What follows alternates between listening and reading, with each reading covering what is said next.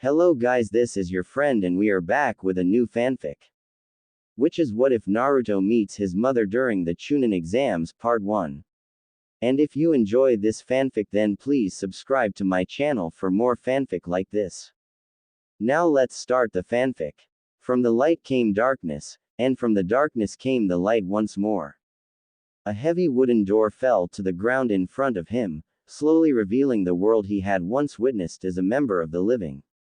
You willingly stepping out of the upright coffin, the fourth Hokage's eyes fell upon a man he had once bade farewell to, Hiruzen Sarutobi, his predecessor and the third Hokage. Recognizing his surroundings as that of Konoha almost immediately, Minato Namikaze longed to move, to figure out what was going on, but his body would not obey him. And suddenly whatever joy that the moment held was gone, for Minato felt more dead than he had ever been. A voice spoke up from behind him. It's been a long time, monkey. Another voice, this one of a lighter and less amused tone, spoke next. Oh, it's you, you've grown old, haven't you, Sarutobi? The fourth watched as his predecessor spoke.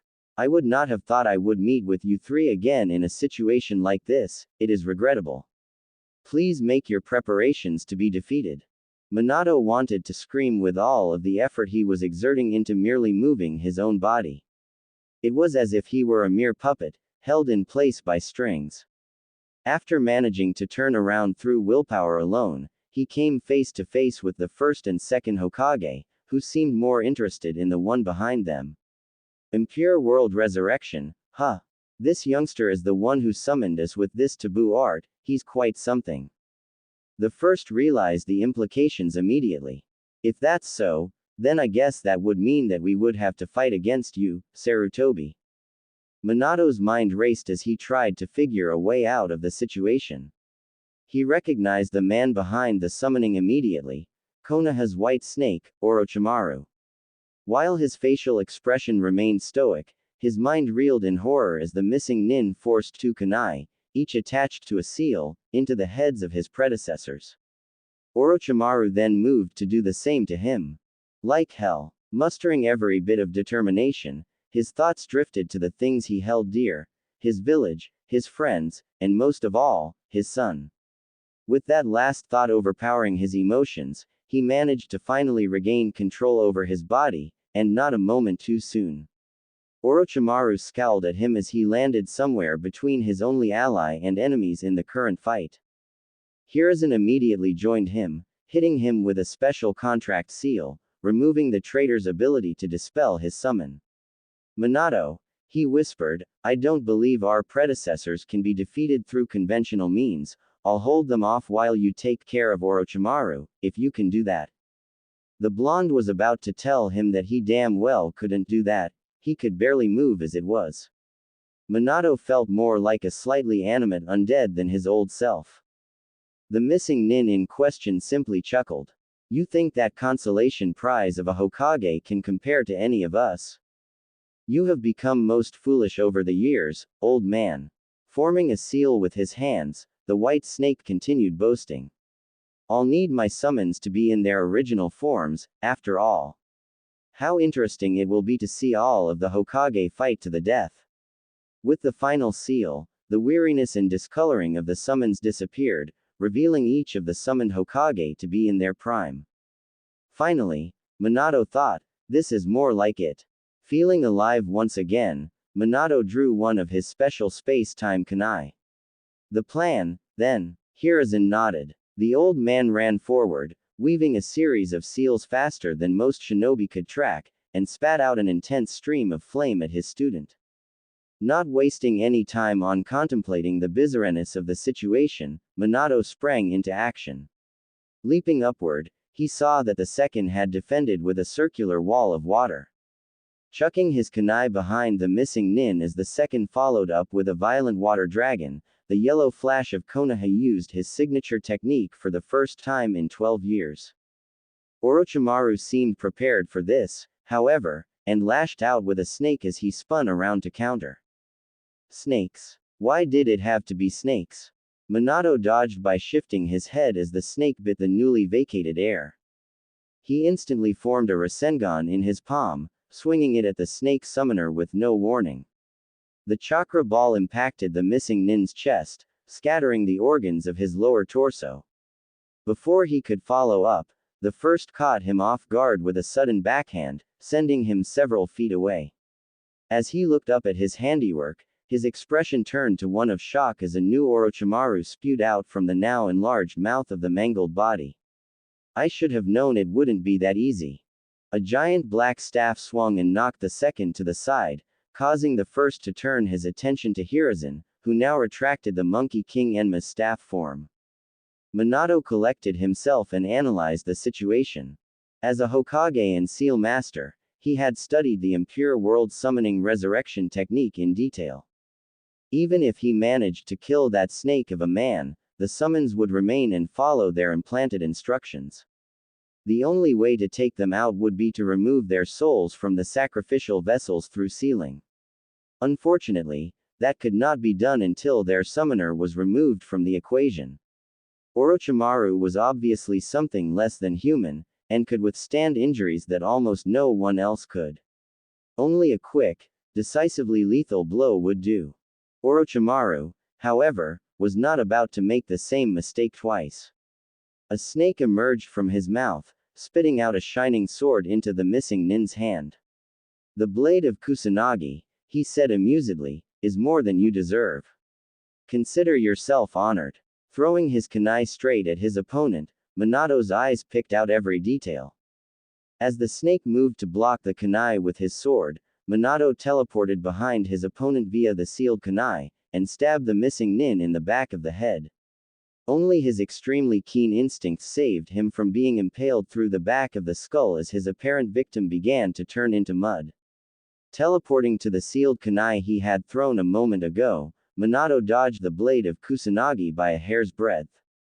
Enough! Shouted the snake nin. Biting his thumb, he slammed his palm into the ground, and out of the smoke rose 5 man-sized snakes, all staring at the blonde as if he was their first meal in days. Which, he deduced, was probably true. Time to take it up a notch.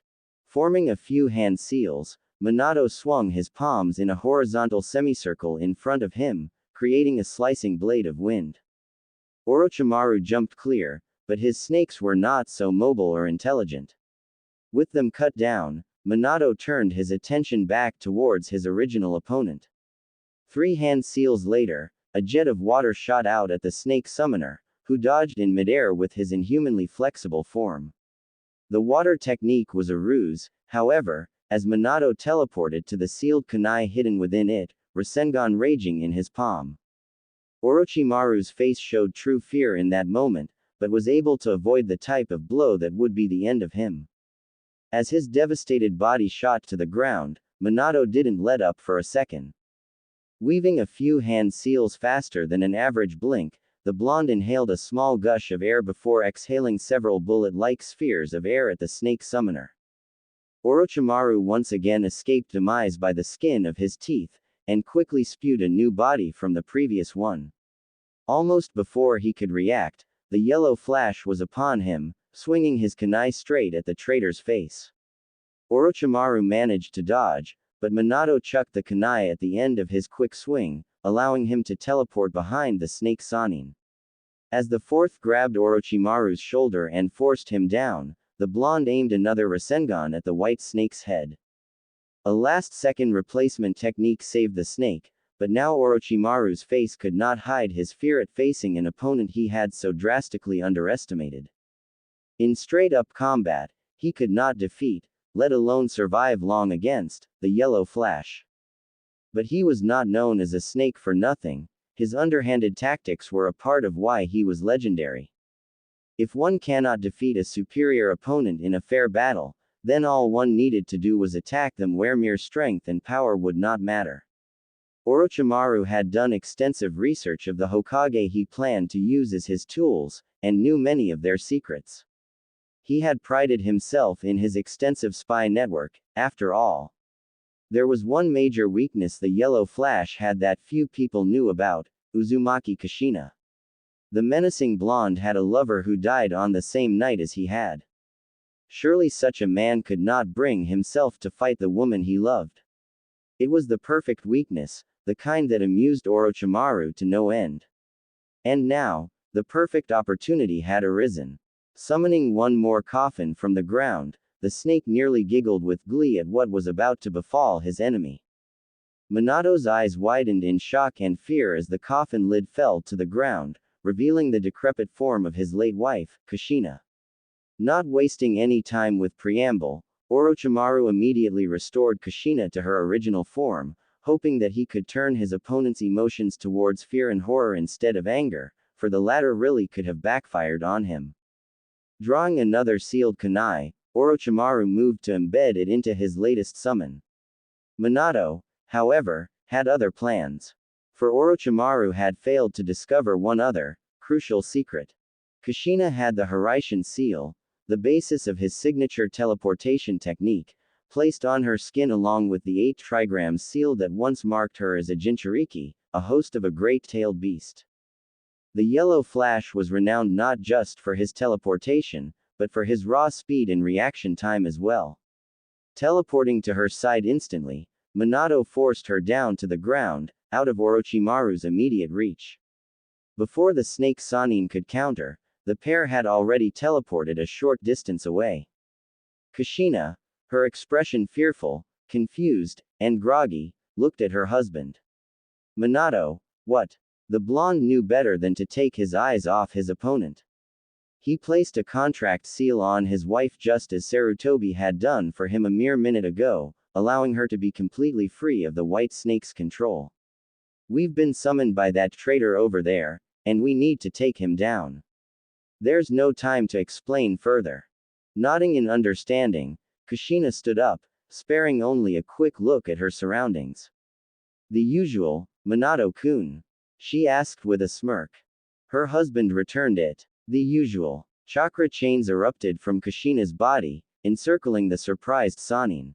Minato rushed in, teleporting to his throne kunai in an instant. Now behind the distracted snake summoner, Minato formed a Rasengan. Orochimaru, unable to body flicker through the cage of chakra chains, performed a replacement to escape the lethal ball of spinning chakra. But with almost no room to maneuver, the replacement could only buy him a few seconds at best. Weaving hand seals for a technique in those few seconds he had, Orochimaru didn't see the true threat of the Namikaze duo's tactics. A chakra chain, each of which was tipped with a sharp, potent chakra blade, impaled the Sannin from behind. Shocked, Orochimaru let his guard down a split second to see what had so improbably struck him, and that split second was all Minato needed to deliver the instantly lethal blow he had been aiming for from the start. The Rasengan had the tendency to make a mess out of its targets, and the white snake was no exception. This time, at least, Minato knew he would not be coming back.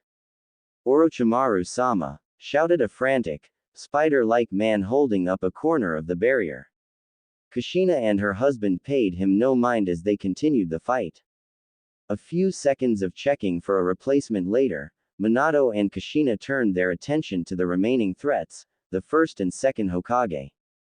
Hiruzen was managing well enough on his own, but he did not seem to be able to go on the offensive between the impressive techniques of the Senju brothers. With only a quick nod to each other, Minato and Kushina joined the fray. With the element of surprise, Kushina was able to ensnare the second with her chakra chains. Hiruzen understood immediately, and focused his attention on keeping the first busy while Minato incapacitated the second with a reverse contract seal. As the seal began to take effect, the second's body began to fade. In his last moments, Tobirama Senju smiled at his successor before vanishing into dust with the wind. Hashirama Senju, more commonly known as the first Hokage, was a much more difficult opponent to take down. His wood element techniques were an effective counter against Kushina's chakra chains, forcing her to resort to fire techniques instead. Engaging the first in his preferred fighting style, Minato teleported in and out of reach, preventing his opponent from performing more significant wood techniques. Outnumbered by the three, Hashirama was eventually forced into submission, and given the same seal as his late brother. Now, having lost all hope entirely, the Sound Four disengaged the barrier and immediately retreated into the forest. The Anbu captain and his team gave pursuit of one of the members, but Minato and Kushina had other things to worry about. As the blonde stared at his hands in wonder, Hiruzen approached his successor. In case you're wondering, Minato, you won't fade away like Hashirama and Tobirama. The seals Orochimaru placed on them were designed to turn them into mindless killing machines, thereby destroying the essence of their souls, at least as far as their trip to the living world is concerned. Since you two did not suffer the same fate, and because the contract between you and your summoner was broken, you are essentially free. Your bodies were returned to their original form by Orochimaru, thus making you both living human beings once again. It was not without sacrifice, but knowing my Arai student, he said, his facial expression darkening, he would not hesitate to sacrifice the lives of a few of his subordinates for more powerful tools. Husband and wife looked at each other, smiling in both relief and joy as tears spilled from their eyes. Hiruzen smiled at their warm, loving embrace, reflecting on how much he had missed these two over the past 12 years. A huge puff of smoke in the distance shook him from these thoughts.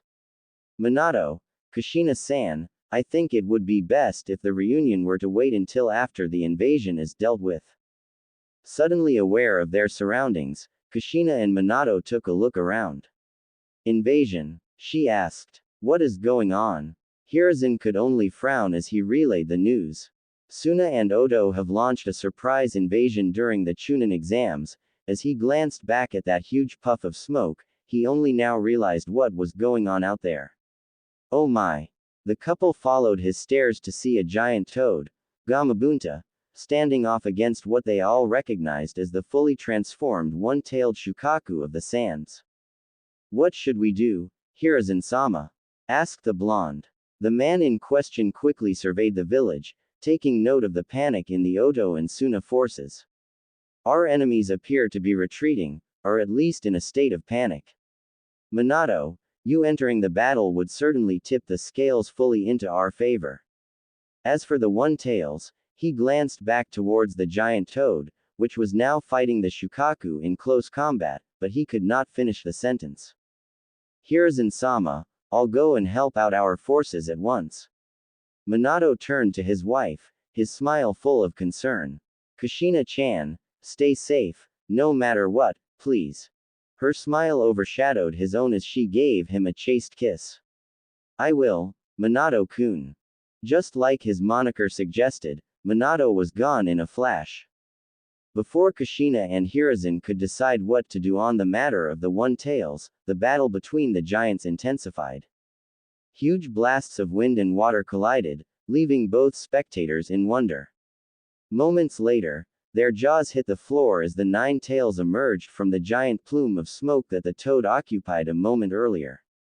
As memories of that dreaded October 10th came flooding back to them both, Kushina suddenly gasped, now remembering all about her son, whom she had not had time to think about in the heat of the moment.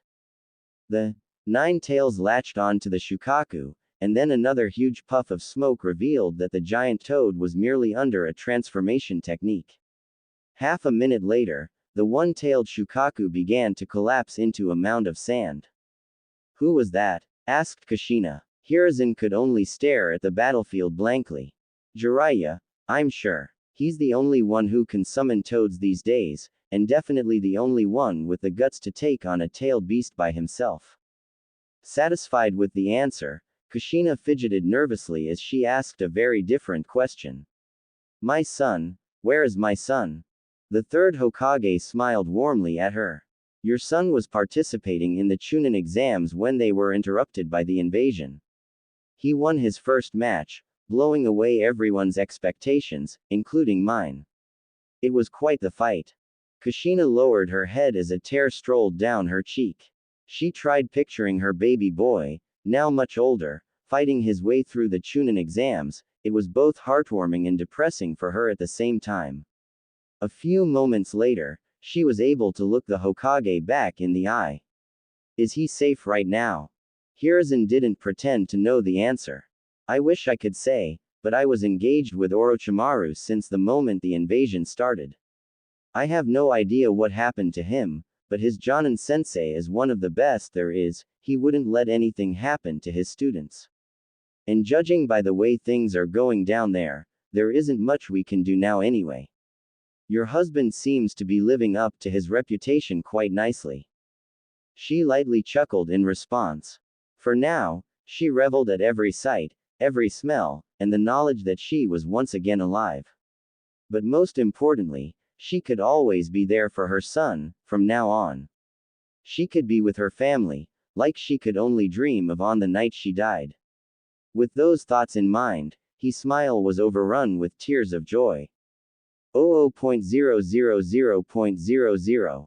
Seeing the yellow flash enter the battle for Konoha was beyond surreal for everyone involved, but the reactions were quite different, depending on whose side one was on.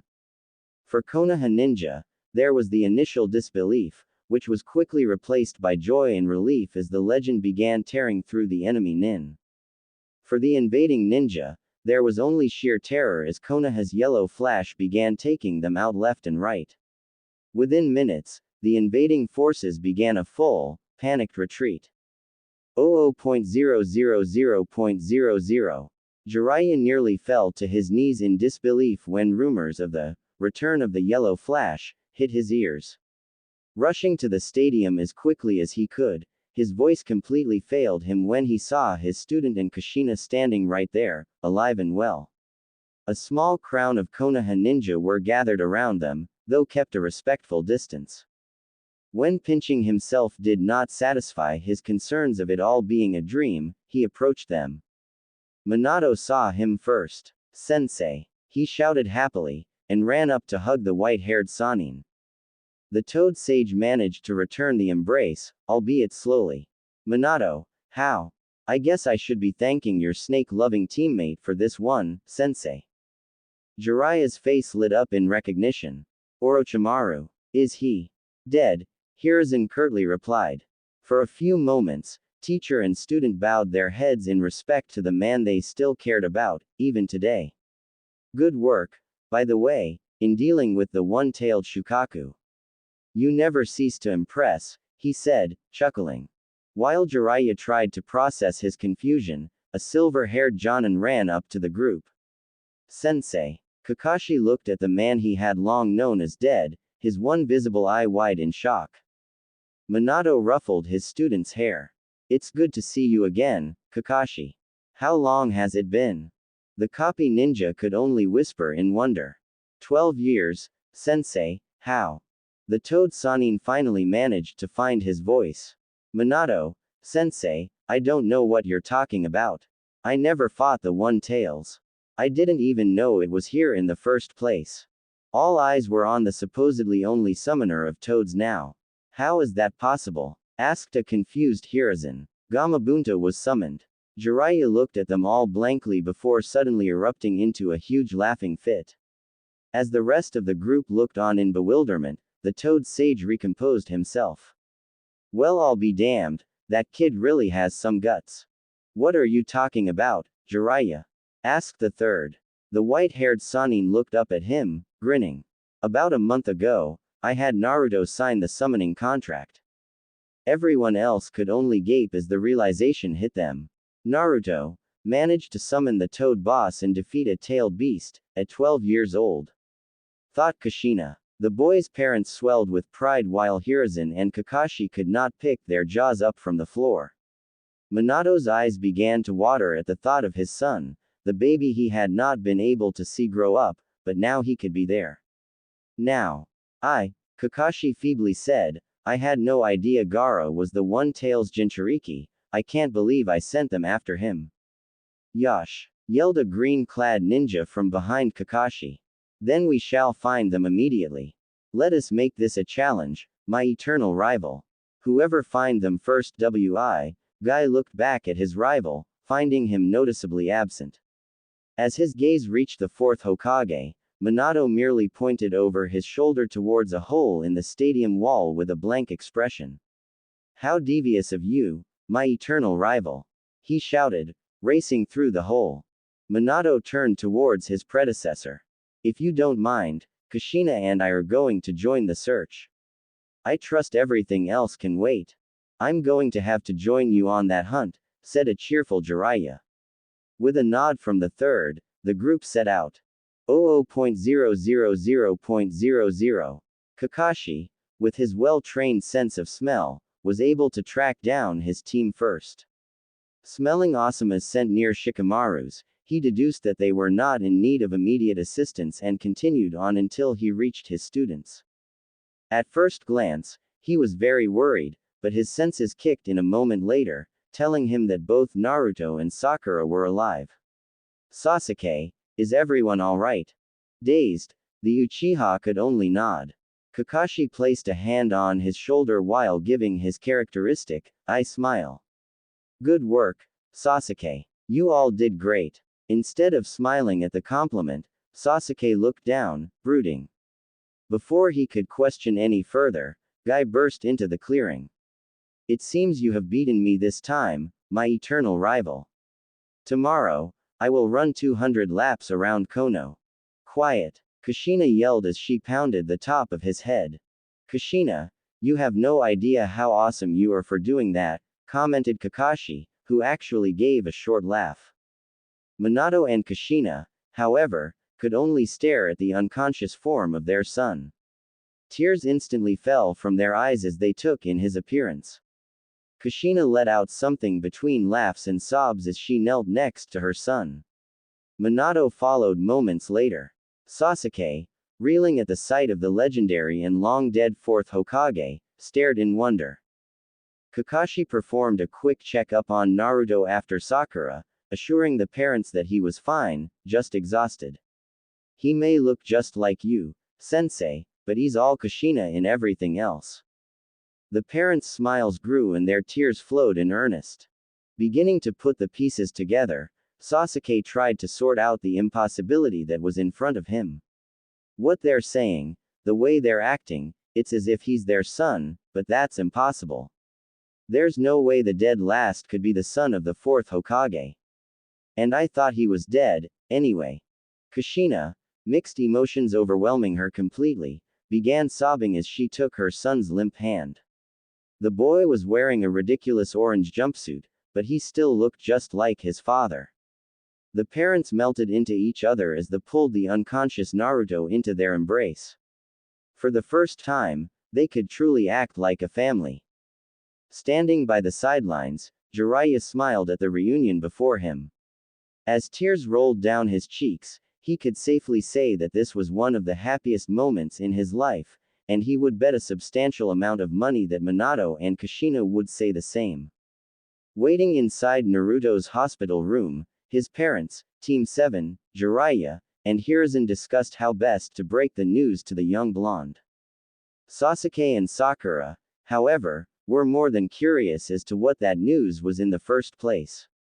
I'm afraid I'm going to have to ask you two to leave, Hiruzen said as he eyed the two. There are classified matters here to discuss, and personal ones as well. Though their curiosity was now piqued, they had no desire to disobey their Hokage and left. With that out of the way, we can get down to more serious matters. Minato, Kushina-san, he sighed, knowing what he was about to say would cause the two a great deal of guilt and turmoil. After you died, I decided it was best that Naruto's heritage be kept a secret, for many reasons. Without your protection, he was an easy target for your old enemies looking for revenge, and thus goes by the surname of Uzumaki. I promised myself that I would tell him the truth when he was older, but right now, he had absolutely no idea who his parents are.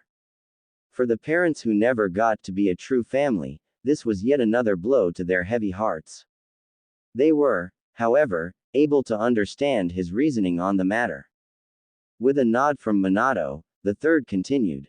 The worst part, however, is that initially, most of the villagers saw Naruto as something of a shell for the Nine Tails itself, and took their resentment and bitterness out on the boy. Their shocked and horrified expressions told Hiruzen that it would be best to continue this part to the end as quickly as possible. Naruto suffered from their hatred, I cannot deny that, though I was able to protect him from most physical harm, the emotional and psychological damage is nonetheless significant. Taking note of the clenched fists of his successor and gritted teeth of the redhead, he kept going.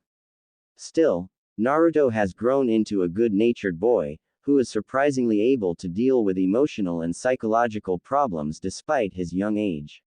I have no doubt that a short time with you two would help him in more ways than you could imagine. Trying to process what the third was telling her was difficult in many ways for Kushina. Her baby had been seen as the monster he kept imprisoned, the worst fate for a Jinchuriki. As the former Jinchuriki of the Nine Tails herself, she could almost understand how terrible that would be. But what he said last gave her some hope that perhaps he withstood that adversity well enough for her to help her son in time. It is a village law that no one who knows about Naruto's status as a Jinchuriki is allowed to tell someone who does not. Naruto did not know about it himself until a few months ago, when he graduated from the academy through unconventional means. Since then, he has proved himself to be a remarkable boy. Through his will to never give up, he has gradually changed the village's opinion of him for the better. I can think of no greater example of this than yesterday's events, where after winning his first round match in the Chunin exams finals, the entire stadium erupted in cheers and applause. I think that by now, most of the villagers view him in a positive, or at least indifferent light. No doubt after word has spread of his victory over Suna's own Jinchuriki, his reputation will benefit even more. Relief spilled over the parents as this news hit them. The outrage that had been building up in their minds had been stagnated, much to Hiruzen's relief. Minato, Kushina-san, I humbly ask you to give the villagers a second chance. Their opinions and treatment of Naruto were unjustified and wrong, but they have changed a great deal over a short period of time. Naruto is also a very forgiving person, and I doubt he holds any grudges towards them. In my opinion, his efforts to prove himself to the villagers were vindicated, in his eyes, when he received cheers and applause yesterday after winning his match. That alone has undoubtedly helped him a great deal psychologically. Minato and Kushina's anger gradually faded away. They considered the fact that the villagers seemed to be redeeming themselves slowly but surely, and if Naruto was willing to forgive, then they should too. There is one last thing I must suggest, however, said Hiruzen. Naruto does know that you, Minato, were the one to seal the Nine Tails into him. He still looks up to the fourth Hokage as a hero and his idol in spite of that, but how he would react to you being his father is unknown. I think it best to wait outside until he has come to terms with the rest of the information we are about to dump on him before bringing that part into the equation. With a silent nod to his wife and a quick look at his son, Minato left the room. Both of the parents were smiling at the revelation that their son had looked up to his father as an idol even when he had no idea of their blood relation. For them, it was a small connection and conciliation with their son. Now, I believe it is time to wake the boy up, the third said. A quick medical technique later, and the blonde's eyes began to groggily open.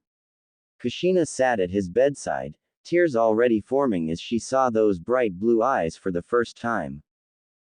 Nah. His eyes fully opened and began taking in his surroundings. Her heart nearly melted when his eyes met hers, but before he could ask any questions, Kakashi decided it best to ease the blonde into the situation first. How are you feeling, Naruto? The boy's eyes drifted towards the silver-haired Jonin and his face lit up in recognition. Kakashi-sensei. Are Sakura-chan and Sasuke okay? Kakashi walked over to Naruto's side, smiling. Yeah, they're fine. He ruffled the blonde's hair as he continued. You did a great job, Naruto. Most of the village has probably heard about what you did by now, and they're impressed. I'm proud of you. Such praise was monumental to Naruto, and it showed through his huge smile and slight blush. There's someone I'd like you to meet, though. He gestured with his hand towards the emotional redhead that sat by his bed. Naruto looked at her, confused. Who are you? And why are you looking at me like that? To the blonde's bewilderment, her smile grew even more. Naruto, it's been a very long time. I'm your mother. Slightly widened eyes and mouth was the only reaction from the boy. Internally, his mind could hardly begin to process the thoughts and questions that surfaced. When he was little, the orphanage caretakers had assured him that any parents of his could not possibly love a monster like him. Thinking about parents in general hurt his heart and made him feel lonelier than ever. But now, this woman in front of him was claiming to be his mother. What? Was that really true? Did his mother hate him? Or did she love him? What is love, anyway? Where have you been all my life? Sensing her son's confusion, she sought to answer some of the questions he was probably asking himself. Naruto, I'm so sorry. A sharp intake of breath revealed to the rest that she was bordering on crying. I wanted to be there for you so much, I would have done anything to help you, but I didn't get the chance. Sniffing and wiping some of her tears away, she collected her thoughts before speaking again. Your father and I were killed on the night you were born, we never wanted to leave you alone. But yesterday, somehow we were brought back to life by accident. So we're going to be here for you from now on, we're going to help you in every way we can. We love you so much. It was the first time Naruto had ever heard those words, and all of his emotional defenses broke down as tears rolled down his cheeks. Kushina immediately embraced him, holding him as he spilled out all of the pent-up emotion and anguish of his life into her chest. His sobs were both comforting and painful for her as she soothingly rubbed circles into his back, trying to erase all of that which burdened him. 00.000.00 Sasuke sat on a bench outside the hospital room next to his teammate and the fourth Hokage, though he paid them no mind. His thoughts were elsewhere, back to a conversation he'd had not long ago. Standing near the blonde's hospital bed, Sasuke merely observed the group giving all of their attention to the dead last. The more he saw and heard, the less able he was to deny the obvious conclusion: Naruto was the son of the fourth Hokage. As impossible as it seemed, there was no other way to describe it, and the resemblance was uncanny now that he considered the possibility. You're my son's teammate, right? Sasuke, shaken from his daze, looked up at the red-haired woman speaking to him. That statement confirmed his suspicions, though he gave no indication of surprise. He merely nodded in response. My name is Kushina Uzumaki, may I ask what your name is? Deciding that it would be more troublesome to ignore her, he answered. Sasuke Uchiha. Her eyes widened in recognition, which annoyed him. Of course, everyone knew him. He was the famed last Uchiha, after all. Who hadn't already heard all about his story and pitied him? Sasuke Uchiha. To his surprise, she smiled. Wow, you've grown so much. The last time I saw you, you were a little baby. She now had his full attention. How do you know me? Kushina's mind drifted towards memories from long ago. I'm good friends with your mother. When his expression darkened considerably, she grew worried. Is she dead? Was his snappish reply. Sasuke waited for the inevitable. I'm sorry, pity before she moved on to things that were obviously more interesting for her. Just like everyone else. But once again, she surprised him. Her hand moved up towards her mouth, but it never reached. She stared at the ground, tears falling from her eyes. Sasuke was now completely bewildered. Was this woman actually saddened by his loss? Did she not pity him? After several moments, Kushina looked up at him once more. I'm so sorry, your mother was a great woman. His eyes drifted towards her own, the slightest of cracks forming in his emotional shell. You participated in the Chunin exams and defended your village and friends when they were under attack. Take it from someone who knows. Sasuke allowed his mind to drift to emotions and memories he had long since shut away as he hung on her every word. Your mother would be so proud of you. He soaked in her words as if they had come from his mother herself. Images of her smile, of her approval, and of her pride came flooding into his memory and imagination. For the first time in 4 years, Sasuke could actually smile when thinking about his family. 00.000.00 Kushina held her son for several minutes before he was able to collect himself. When he finally backed out of the embrace, he wiped away the tears and mucus in an attempt to recompose, but quickly saw what he had done to her shirt. Sorry. But his mother would have none of that. There's nothing to be sorry for, Naruto. He looked up at her unsurely, still wondering if this could be real. Are why you really my mom? She gently lifted his chin and kissed his forehead. Yes, Naruto, she said in as soft a tone as she could muster, I really am your mom. Mother and son shared a relieved, cherished smile. Kakashi, Hiruzen, and Jiraiya could only look on in contentment. The boy finally had what he truly deserved, and needed so badly. Would you like to meet your father, Naruto? Asked Kushina. Naruto looked up at her, excited but hesitant. I have a dad, too. Everyone in the room chuckled at that. Yes, you do, Naruto. Remember what I said about him? The confused look on his face told her no. Definitely does not have his father's memory, she mused. Your father loves you very much. Just like me, he died on the night you were born, but we've been given a second chance. We're both going to be there for you from now on, okay? After a nod from her son, she glanced over at Kakashi, who nodded back in response. Minato stood outside the room, contemplating how his son would react. Would he be angry? What a stupid question. Of course he would. He has every right to be. How long would he hold a grudge for? Would he forgive him? Sensei. Awoken from his thoughts, the blonde looked at his student. It's time. He stood, trying to compose himself. Doing his best to stop his hands from shaking, he entered the room, to see his own eyes looking at him in wonder. Hesitantly, he approached the foot of the bed. Naruto. His son continued to look at him with wide eyes and an agape mouth. For Naruto, seeing the long-dead legend, the fourth Hokage, standing in front of him was enough cause for shock. The obvious connection that it was his own father that was standing before him never even registered. After several moments of silence and no change in expression, Kushina tried to ease the awkwardness.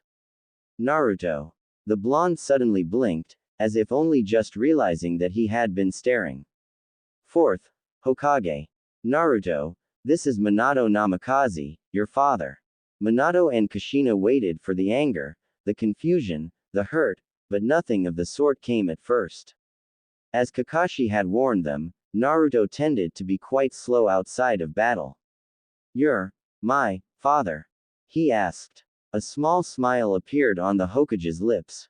Yes, Naruto, you're my son. Naruto's shock turned into joy as tears fell from his eyes. The last thing any of them had expected followed, laughter. The boy's torrent of emotions was released in the form of choked, relieved chuckling. Never, not even in his wildest fantasies, had Naruto imagined being the son of the legendary fourth Hokage. It was simply too good to be true. There were a few times where he had dreamt of having parents who didn't hate him or even someone who loved him, but this couldn't be real.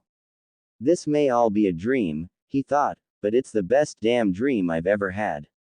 And I'm going to enjoy it, even when I wake up and it's all gone, at least, right now, I can pretend. His father walked over to his son's side, completely unknowing of the fact that Naruto believed he was well and truly dreaming. Naruto, I'm so sorry for sealing the 9 tails into you without helping you along the way, I hope you can forgive me. His son merely looked up at him, smiling. It's okay. No, they had certainly not expected Naruto to forgive his father right on the spot without any hesitation. Kushina, however, decided to go with their good luck. Naruto, why don't we go get some ramen together? Naruto nearly jumped out of his bed. Yeah, ramen. Let's go to Ichiraku's, Dadbayo. Dadbayo? Asked Minato and Kushina. Their eyes met right before bursting into laughter. You really take after your mother, Naruto. The boy took the comment in stride, laughing along with them after the explanation. 00.000.00. Kakashi felt it best to let the family spend some time together by themselves, which was why he now led the remainder of his team in the cleanup and reconstruction efforts. For once, Sasuke and Sakura did not utter a single complaint at the slew of D-rank missions, and for that Kakashi could do nothing but be proud of them. Is it true? Asked Sasuke. He had just dropped a pile of splintered wood and glass into a larger trash pile. Is what true, Sasuke? The copy ninja retorted. Black eyes turned to look at him, but without the usual look of stubborn animosity. Is Naruto really his son? Sakura turned to hear teammate, eyebrows raised. Why, Kakashi, there you are. The silver-haired Jonin turned around to see Asuma walking towards him, along with the rest of his team. He nearly sighed as he also saw Kurenai, Guy, and their teams right behind them. Asuma, what's wrong? The chain smoker looked dumbfounded. Nothing's wrong, idiot. It's just that there have been a ton of rumors going around about the fourth, and seeing as you're his student. He's alive, along with his wife. Asuma continued his exasperated rant. We know that he's alive, but some people are saying that he's, wait, did you say wife? By now, everyone nearby had stopped their work and paid their full attention to the conversation. Yes, the fourth has a wife. And a son. A son? That can't be right. Everyone would have known about him by now. Who is he? Kakashi bewildered everyone with an uncharacteristic smile. A certain blonde knucklehead who goes by the name of Naruto Uzumaki. Their expressions, Kakashi decided, were priceless. Asuma's cigarette fell from his mouth, and even the usually stoic Shino looked like he'd had a bucket of ice water dumped on him. While waiting for everyone, save Sasuke, to process that bit of information, Kakashi casually got back to work hauling debris into manageable piles. 00.000.00. Itadakimasu. With little more preamble, Naruto began devouring his first bowl of steaming miso ramen, much to the amusement of his parents. His eating habits were similar to his mother's, though even she was not quite so animalistic with her food. Still, ramen was a favorite food of Kushina's, and Minato certainly had a liking for it as well. You might want to slow down, Naruto, advised the redhead. It's not going to disappear. Surprisingly, Naruto stopped eating and chewing mid-bite, his expression suddenly solemn. His parents' concern immediately rose, but before they could comment on it, the blonde finished his bite and smiled at them. Sorry, I always eat a lot after coming out of the hospital. Deciding not to ask about his fake smile, Kushina moved to a safer topic. So what's your team like? Minato and Kushina were caught off guard by the sudden no-punctuation description of each of his teammates. Well, there's Sasuke Tem who's strong but is really stupid about it, and he has the Sharingan and is always all serious and stuff. And then there's Sakura-chan who's really pretty but is always following Sasuke Tem around, but she's still really smart. And then there's Kakashi-sensei who's always late and wears a mask all the time and also has the Sharingan and is really lazy, but he's really strong in a fight and has a weird smile, and he's always reading those pervy books. And, noticing the unbelievable pause, his parents could only stare in wonder. He has really weird hair. Unable to hold their laughter in any longer, the parents nearly fell off of their seats cracking up, much to Naruto's utter confusion. Asuma didn't even bother trying to wipe the look of shock off of his face.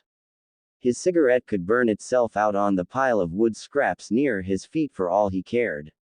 A single sentence had just forced him to revisit every single one of his memories and conclusions about a certain blonde knucklehead, and then try and reconcile that image with that of the legendary fourth Hokage. No, it was like comparing night and day as far as actions and personality go.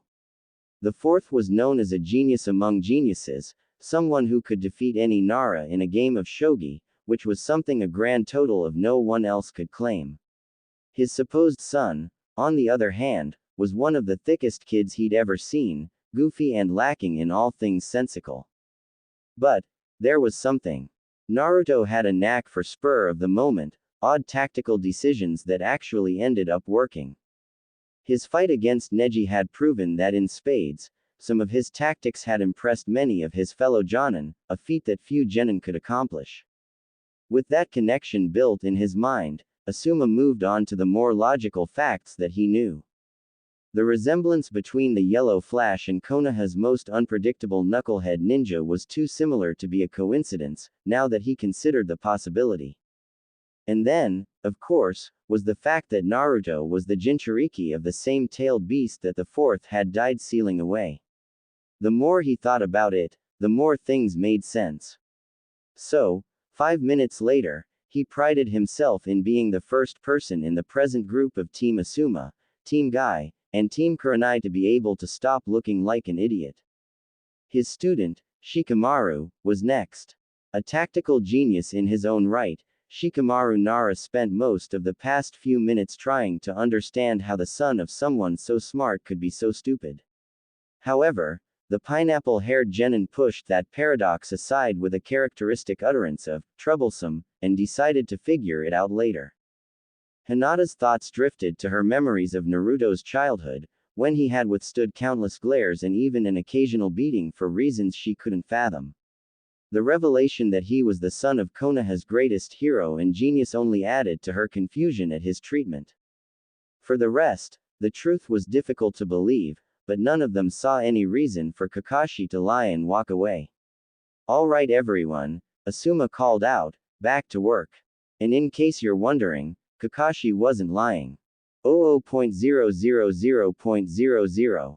As the Uzumaki family walked towards Naruto's apartment, the boy couldn't help but gawk at the stares everyone was giving them. It was a total contrast to an aspect of his life that he had been forced to accept. Instead of hateful glares, they were looks of wonder, respect, and happiness. Though the glares had been lessening considerably ever since his mission to the wave, the staggering difference between then and now further enforced the idea that he was dreaming. Even if it wasn't real, it was by far the best dream Naruto had ever experienced. His mother had smiled at him like no one else ever had, like he'd seen real mothers do for their children. She held him when he was upset, forgave him instantly for anything he thought he did wrong, and most of all, she said she loved him. That idea, even if it was based on a mere dream, was something he could only cherish and hope for. Perhaps, one day, after he'd done something so great that no one could possibly hate him anymore, someone would go as far as to say they loved him. It was a dream worth fighting for, just like his goal of becoming Hokage. Of course, he couldn't forget his idol acknowledging him, saying he was proud of him, and claiming to be his own father. That was something he could daydream about for the rest of his life, a happy thought that he could always fall back on. "This is where you live, Naruto?" The question shook him from his thoughts, and he turned to face his mother, with a smile. "Yeah, it's up there, on the 4th floor." As he walked in the apartment, Minato stifled a frown. It was obviously not well kept, messy was putting it politely.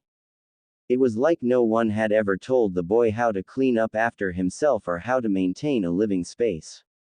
When, a split second later, he realized that this was exactly the case, he was not able to hide his frown any longer.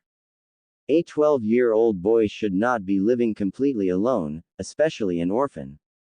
Though, he supposed, he was partially to blame for his son's situation. His guilt only hit harder when Naruto didn't seem to realize that anything was wrong with his home, as if he had no idea how clean a normal home was supposed to be. An indifferent person would write his son off as totally lacking in manners and common sense, but Minato would be quick to lecture them that his son's life had been anything but common. With no one to teach him anything, Naruto was obviously extremely lacking in the life lesson department, and even more lacking in all of the basic things parental figures tell children. That was all about to change. Mustering as sincere a smile as he could manage, he turned to his son. "Why don't we start cleaning up, Naruto?" The task was rather daunting, considering that the apartment had likely not been cleaned in years, but he'd experienced much harder things in his life. "Like watching my wife die. And leaving my son an orphan." Shaking his head, Minato steered away from such dark thoughts. Focus on the present. What's done is done. There would be time for everything else later. For now, He was focused on one thing and one thing only, his family. 00.000.00. You okay, Sakura? She had not moved from her spot since Kakashi had dropped that bombshell on her mind. Just like everyone else, she had thought back to all of her memories of her blonde teammate, thinking about how she treated him. From the times she had called him an idiot, yelled at him, rejected his affection for her, and even hit him for what she deemed as stupidity, she fell deeper and deeper into regret. When her sensei put his hand on her shoulder, she nearly jumped in surprise. Kakashi studied the look on her face with decades of experience. Thinking about Naruto, he already knew, the question's purpose was for her to come to understand her own thought processes. Absently nodding, she took a few moments to collect herself before speaking. I just can't believe I treated the fourth son like that. Sighing, he knelt down to her level. Sakura, why are you sorry? The confusion in her eyes told him that she didn't understand at all. Because he's the fourth son and I treated him like some annoying idiot. Sakura. She looked him back in the eyes, as if hoping that he held the answers she was looking for. Why does his father's identity mean anything?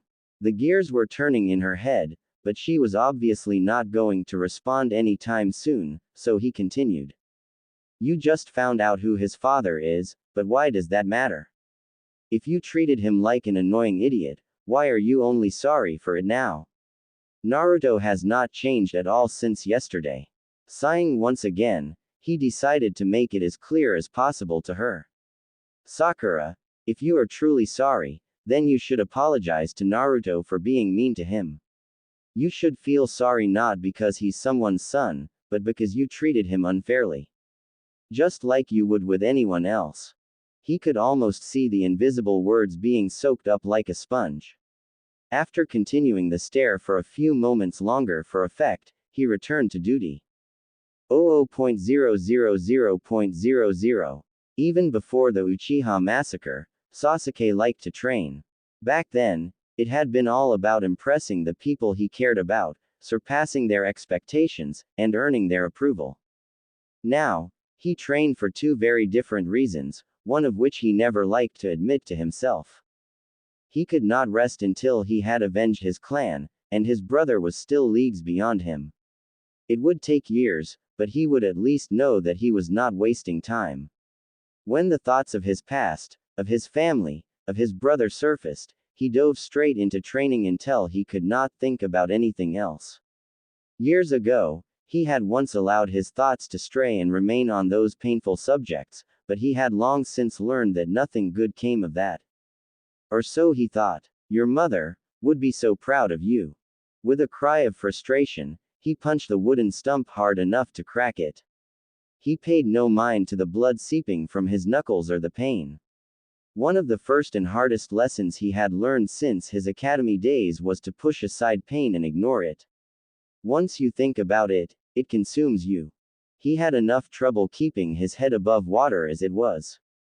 That woman, she knew his mother, she was a good friend of hers. Not family, but a connection, close enough to be too close to home for him to ignore. Years of solitude, and suddenly this woman walked into his life, like a long-lost relative. He didn't know why he felt that way, and it ate at him. He needed to find the answer. 00.000.00. Let's see, ramen, and more ramen. Wow. Kushina was both amused and surprised at the food stored in the kitchen, or lack thereof. Vegetables were non-existent, and in the fridge, she considered calling a hazardous material team to clean it out. How did he live on this? She knew from experience that the nine-tailed fox maintained a minimum health standard for its host. On particularly long and difficult missions, she could go days without food and still be energetic.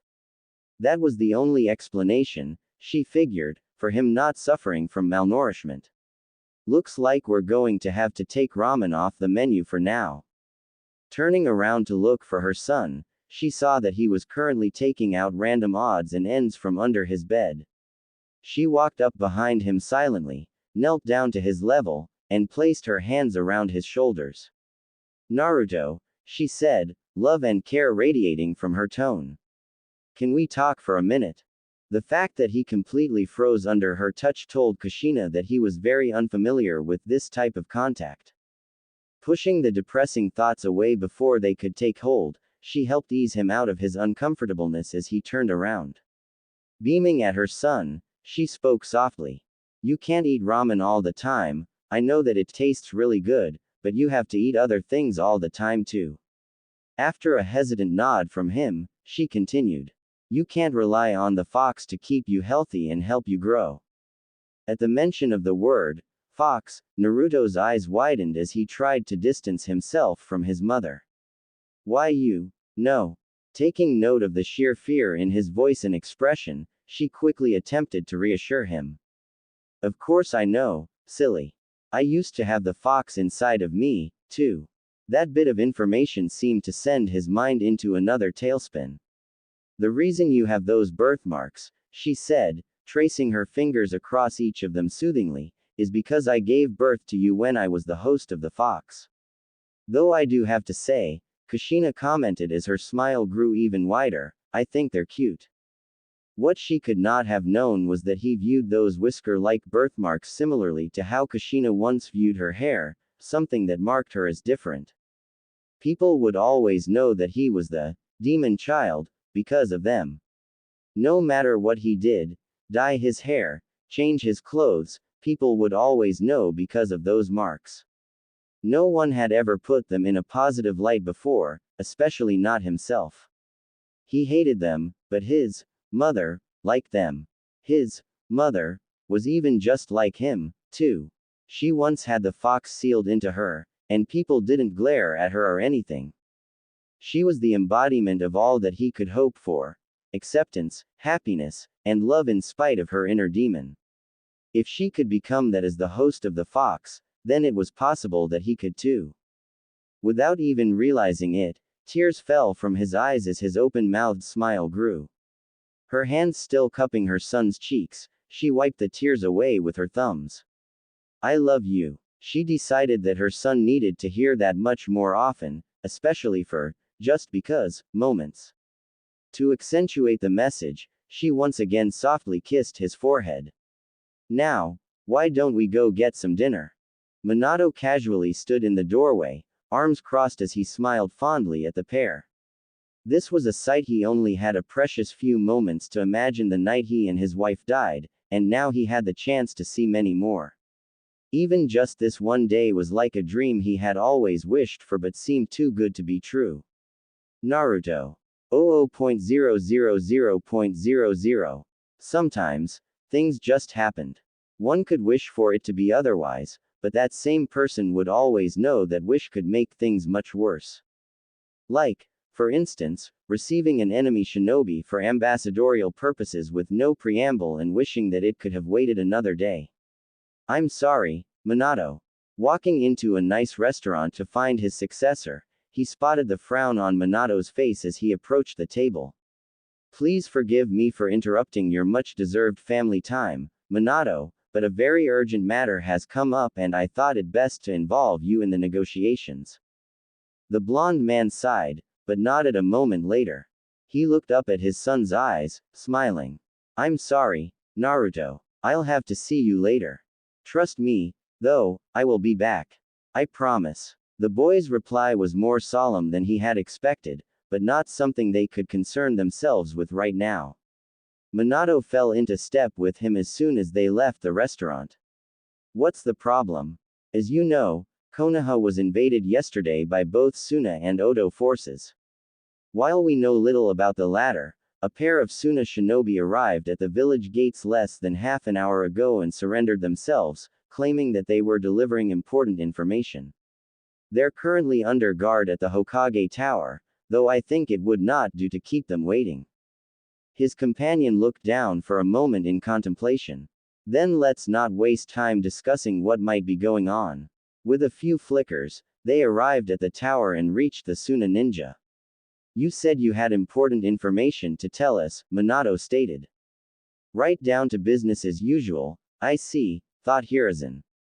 One of the Suna ninja, who looked relatively young but had a piece of cloth covering half of his face, stood up and bowed respectfully.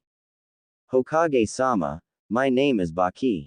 I am a Suna Jonin, and one of the leading commanders of the recent and wrongful invasion. A short time ago, a search party, myself included, located the remains of our Kazekage and his personal bodyguards. The evidence indicated that they had been dead for some time, meaning that Orochimaru, who originally approached Suna offering an alliance, was impersonating our Kage. We should have known better, but our total obedience blinded us to this treachery. Though I cannot speak on Suna's behalf, I felt it necessary to inform you of what we have discovered regardless. However, given all that has occurred, I expect the Suna Council will readily agree to peace negotiations, especially if you were to relay your possible intentions as soon as possible. Though he did not show it, Minato and Hiruzen were elated. The ominous reality that their supposed ally had attacked them was a very dark and dangerous turn of events. This new revelation, however, seemed to represent the best-case scenario. A shared look between the two Hokage confirmed their course of action to each other. Then we'll contact Suna immediately and tell them that we are willing to begin peace negotiations, spoke Minato. Baki bowed once more. Thank you, Hokage-sama. Seeing that the man seemed to have something else to say, Minato delved right into the heart of the matter. Is there something else you wish to say, Baki-san? After a few moments of hesitation, the Suna Jonin spoke his mind. Is it true that you are the Yellow Flash? That you've returned? At that, the blonde could not help but smile. Indeed, I am well and truly back, and here to stay. On that note, he gave Baki a quick nod before walking out of the room. Hiruzen told the guards to give the Suna ninja diplomatic guest quarters, though informed them that they would be under constant surveillance. Minutes later, he joined his successor in the Hokage's office. Seeing Minato slowly gaze between the desk and the window, he guessed what was on the man's mind. Nostalgic. Minato didn't take his look off of the vista the windows offered. I remember the last time I set foot in this office. That day, the day everything went wrong. The old man took soft, measured steps as he walked up to his successor, reminiscing about that same day. When Minato turned back towards him, tears were falling freely from his eyes. My son was held hostage the minute he was born, my wife had the 9 tails ripped out of her, and then was burdened by the knowledge that her tenant was killing her friends as she lay dying next to her newborn son. Even as blood seeped from her mouth, she offered to drag the fox back into her and die with it to save me and our son. She said that she was happy that I loved her, happy that it was our son's birthday. As the raw emotions that he had kept pent up came flooding back, he collapsed down to the floor, sobbing as he continued. She said that she could only picture happiness at the thought of surviving and living with her family, that her only regret was that she wouldn't get to see Naruto grow up. A cry of pure anguish sounded from the man, indicating to Hiruzen quite clearly that he had never had time to get over the loss, or his pain. And now, he went through his childhood alone, and hated, and it's my fault. I put my burdens on his shoulders and left him completely alone to deal with it all. He sniffed in deeply, a pained moan escaping his lips. What have I done? Hiruzen knelt beside him, placing a hand on his shoulder. Minato, I cannot pretend to know if there was some other option you could have taken that night, nor can I know what would have happened had you taken it, but I do know that your decision was not without merit. The consequences of your decision may have been harsher than you originally thought, or are willing to accept, but the consequences of a different decision could have been far worse. We will never know. There is no point in asking, what if? We're past that point. What has been done has been done. You are likely the only one who blames yourself for your decision. Even Naruto bears no ill will towards you, quite the opposite, in fact. Minato began to collect himself soon after the words had sunk in. It doesn't change what my son went through, he said, wiping his eyes. Nor does it change the fact that we were never there for him. His predecessor merely smiled. But now you will, both of you. That thought that Kushina spoke of, the thought of her living with her family, it has come true. Belatedly, perhaps, but it is true nonetheless. And now that she is no longer the Nine-Tails Jinchuriki, neither she nor Naruto are in danger of a similar crisis ever again. The other man's look was anything but reassured, to Hiruzen's surprise. No, if anything, they're in just as much danger as before. Why? How? Minato's bloodshot eyes met his worried own. Because Kushina's seal didn't fail that night, we were attacked out of nowhere by a powerful man. He knew everything. He was able to separate me from Kushina long enough for him to forcibly extract the 9 tails from her weakened seal, and he was capable of controlling the fox. This information sent Hiruzen reeling. This man, was he an Uchiha? Do you know who he was? Blue eyes gazed out the window. He had the Sharingan, that much is certain. He may have even been Madara Uchiha, but all indications point towards this man acting alone, or at least with accomplices I can't fathom. He's still alive, I'm sure, and waiting for another opportunity to strike. It was Hiruzen's turn to steady himself with the floor. Oh no, no. What is it? Asked the blonde, now very curious. The third's eyes were a million miles away as his voice grovelled with guilt and grief. After the attack, we suspected the Uchiha clan was responsible, at least in some way. They were cordoned off into a special district at the edge of the village and kept under constant Anbu surveillance. We began tracking many of their members. Years later, a double agent of ours, Itachi Uchiha, a prodigy of the Uchiha clan and an Anbu captain, informed us that the clan was plotting a coup. But it seems that I was not the first to find out, as Danzo, Hamura, and Udent were aware of this information for some time. The latter two were surprised I didn't already know. When I informed them that I would try and negotiate with the clan, they told me that the time for peaceful resolutions is over. Itachi was ordered to massacre his clan to prevent an uprising before it could occur, and he followed that order. He killed every member of the Uchiha clan, as per orders, except for his younger brother, Sasuke, who does not know the truth about the incident. Itachi, that same night, approached me and begged me not to let any harm befall Sasuke, or tell him the truth about the massacre. Itachi was forced to flee the village as a missing nin if he were to maintain the masquerade he established for his younger brother Sake, and I have not seen him since. Everything about that incident haunts me to this day. They sat in silence for several minutes as they let each other's revelations sink in. Finally, Minato spoke up, determined. Then we have things to take care of. Sasuke needs to know the truth, and soon. Hiding such important secrets from those who are so closely involved with them, nothing good can come out of that. Hiruzen looked at his successor, both surprised and understanding. But first things first. We've got a diplomatic situation to resolve. Standing back up with a smile, Hiruzen gestured towards the Hokage's chair with an open hand. The seat is all yours.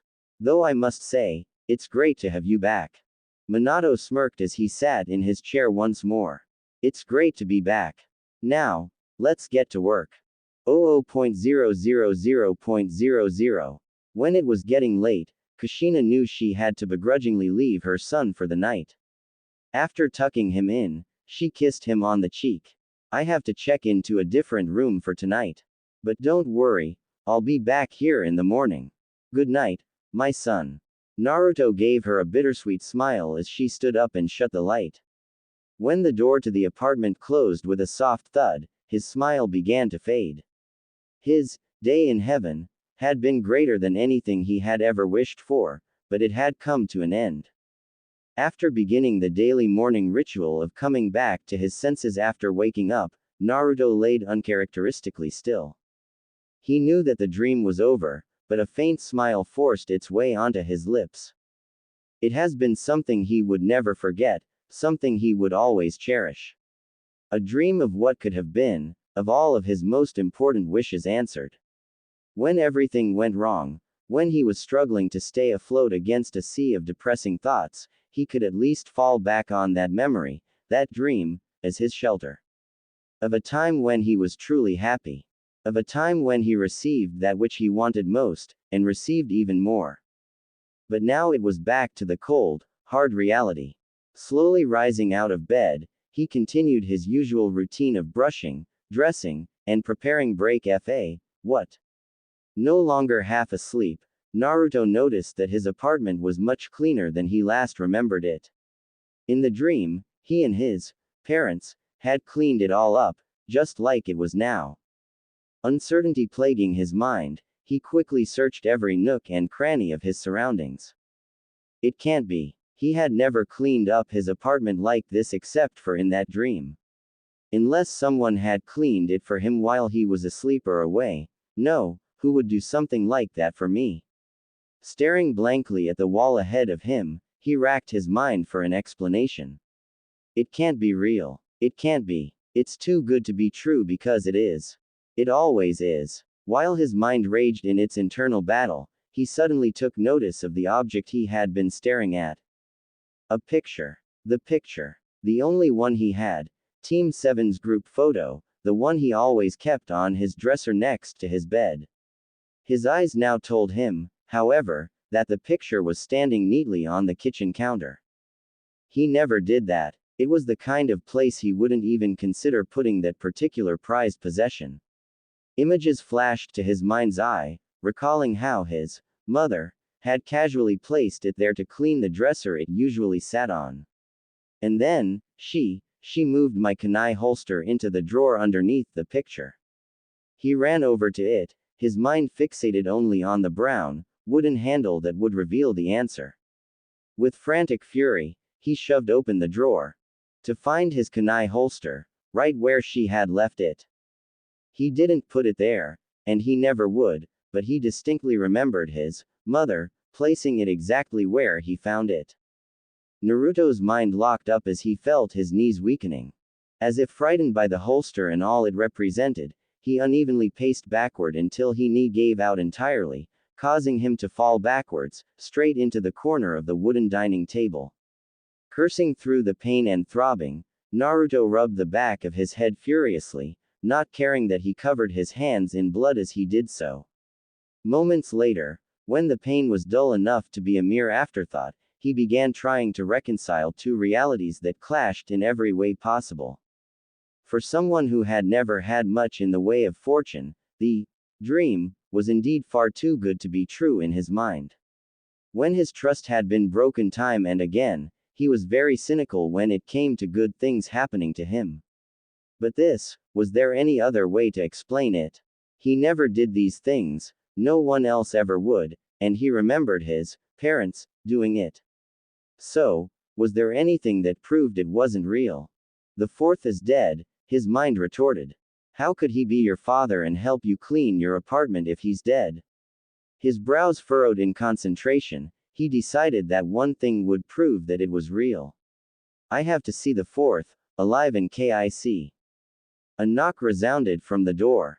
Not used to entertaining guests in his home, as if such a thing would ever happen, he mused, let alone when confronted with paradoxes, he simply stared dumbly at the white, simple entrance to his humble abode. When the door swung open, his thumping heart was the loudest sound in his ears. The familiar woman with calf-length red hair strolled into his home, 2 bags of groceries tucked into her arms. Behind her came a spiky-haired blonde, dressed in a casual dark blue uniform. The fourth. Naruto. Kushina cheerfully called, her steps twisty and playful. When she saw him sitting on the floor, his hands red with blood, she rushed over with widened eyes as she set the grocery bags down beside him. Naruto, are you okay? She asked, her tone laced with worry. Minato was at his other side almost immediately after her.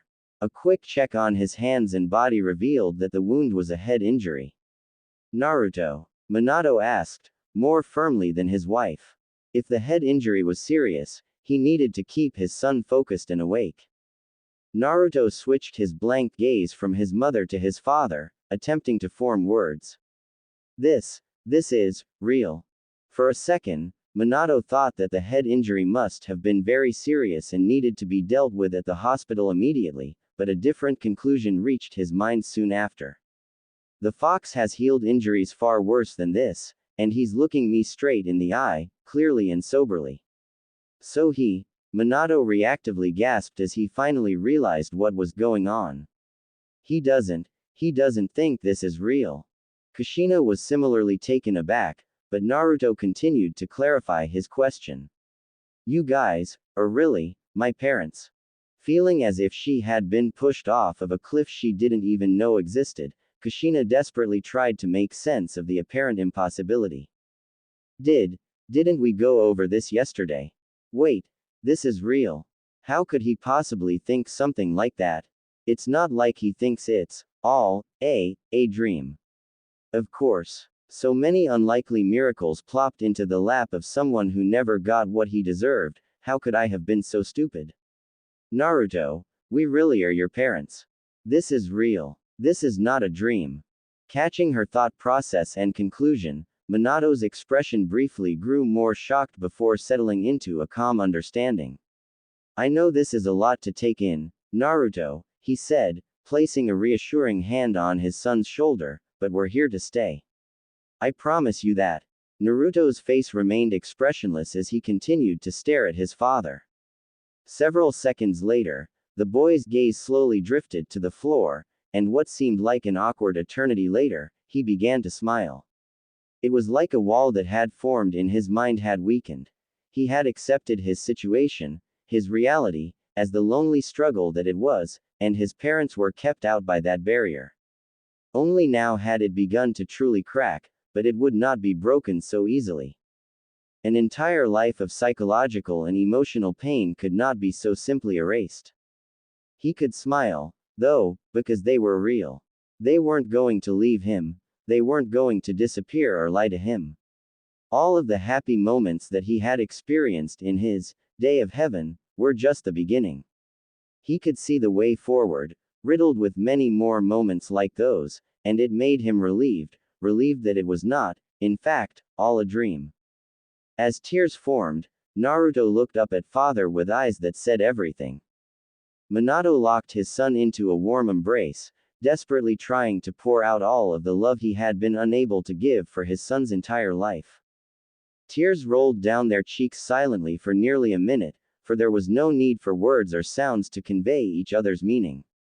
Naruto, unwilling to keep his feelings bottled up, eventually released short sobs into his father's shoulder. Why? The boy asked. Why did you seal the fox into me? Why did you leave me alone? Why didn't I know about you? Kushina joined in the hug as Minato held his son even tighter. If people knew you were my son, and I wasn't there to protect you, there would be trouble. I have made some enemies in my life, and they'd try to hurt you to get back at me. The third probably thought that you'd figure out that you were my son if you knew who your mother was. And we never wanted to leave you. We wanted to raise you, to help you grow up, to share our love with you each and every day, but a disaster happened. Treating the embrace as an emotional lifeline, Naruto spoke into his father's chest. What disaster? Minato's voice cracked as he continued, the pain from that night still fresh in his mind. You know that your mother was the previous Nine Tails host, right? Well, on the night you were born, an evil man attacked us by surprise. He managed to separate your mother and I, and his hands shaking, Minato tried to stifle the deep pain in his heart as he recalled the agonizing, mortal wound that had befallen his wife. He forced the Nine Tails out of her, and used it to attack Konoha. I fought him, and pushed him back, but that man was far from defeated. I knew that he had more plans to use, more ways to hurt Konoha. I forced the fox away from the village, to where your mother, and you, were. She held the fox down, and offered to drag it back into her and die with it. But the fox can't really die, and if that evil man were to resurrect it, there would be a disaster. So I did what I thought was the only way to save everyone. I sealed half of the fox's chakra into you, while I sealed the other half into the Shinigami, and the technique cost me my life. Your mother, he swallowed painfully, not caring about the tears strolling down his cheeks. She was already dying ever since the fox had been forced out of her, and she died that night, too. We never wanted to leave you alone, Naruto, we're so sorry. Unable to keep his mind from reliving the final moments of his life coupled with the knowledge of his son's life, Minato quietly sobbed as he squeezed his son tighter. I'm so sorry. Naruto didn't say anything for several minutes, much to his parents' concern. If he was mad at them, if he didn't forgive them, they didn't want to think about it. His voice was weak and cut off abruptly by the lump in his throat. After swallowing to clear it, he continued in a voice filled with sadness and confusion. I don't. I hate that. Why did he have to do it? Why did it happen to me? Why? Kushina understood his frustration. She too had had her life destroyed from out of nowhere by events out of her control. It was beyond frustrating. You were overwhelmed with pain that seemed too much to be real. You refused to accept it, and start taking out that anger on whatever you can find to blame for your pain. Because that man was a true monster, and we were in his way. Sometimes there's no good reason why, sometimes things just happen. I know it sucks, but the best thing to do is to use that anger to drive you to make sure it never happens again. After taking a minute to process her words, Naruto finally eased himself out of the hug. Wiping away the tears sheepishly, he looked up at his parents. For the first time, he felt that he could look at them and acknowledge who they really were, and what they meant. At the sight of his smiling parents, Naruto's old self returned. So, what are we going to do today? Their smiles grew even wider. First, began his father, we have to make sure your head is okay. Kushina, however, knew better. Love, trust me. If he's lucid and not covered in blood, he's fine. He just needs to wash up. Suddenly remembering that he had hit his head, Naruto looked down at his hands, with the dried blood still covering them. Oh, yeah, I should go wash my hands. As he did that, Kushina brought up a topic she and her husband had been talking about all night. Naruto, I'm sorry for leaving you last night. I wish there was enough room for me to stay in here, but there isn't, which is why I think we should consider moving into a house together. While the Uzumaki family once did own a house, it had been sold after their deaths, with no apparent heir to the property. Since the Hokage manor was occupied by Hiruzen, who currently owned it by law, the family had to look into other options. Naruto's brows furrowed in concentration. A house. Living with his parents, it was a weird thought for someone who never really lived in any way but alone. No longer being alone, even when he came home, the very thought brought a smile to his face. Still, his apartment was something he was familiar with, it was his shelter and a big part of his sense of identity. Leaving it behind would be difficult. Finished washing his hands, Naruto's gaze fell back onto the assuring faces of his parents. The answer became obvious in seconds. They were his sense of self. They were his shelter, his home. Yeah, I'd like that. Deciding to go look for a suitable house later, Naruto requested that he introduce his parents to his team, which they were all too eager to comply with. Hiruzen had given Minato free rein to take as much time as he needed with his family, only calling him for emergencies. To Minato's relief, the third had also given a vague explanation to many of his subordinates about how the Uzumakis were alive once again, purposefully leaving out the specifics. After all, he didn't want anyone to get any ideas of resurrection by human sacrifice. He already had enough emotional baggage from his Arai student. 00.000.00. Naruto's absence, Kakashi noticed, was actually having a profound effect on Team 7. Sasuke was more confused than ever without a competitive, brotherly figure bothering him every step of the way, and Sakura felt out of place without the noisy blonde providing a humorous spin on every situation. Without him, Kakashi thought it best to avoid anything but D-rank missions, and since they had done at least a dozen of those in the past 2 days, they were currently focused on training. As he soon found out, his team really needed some work in this area. Sasuke was strong, he didn't doubt that, but Sakura was severely lacking in terms of combat ability. She was a natural illusionist, but knew no illusion techniques at all. Since Sasuke was accustomed to training alone, he had no complaints about spending most of his time training Sakura. When his sensei and student came walking onto his team's training grounds, Kakashi couldn't be happier. He called Sasuke and Sakura over for a break as they all met near the wooden stumps. "Sensei, Naruto, Kushina, it's great to see you."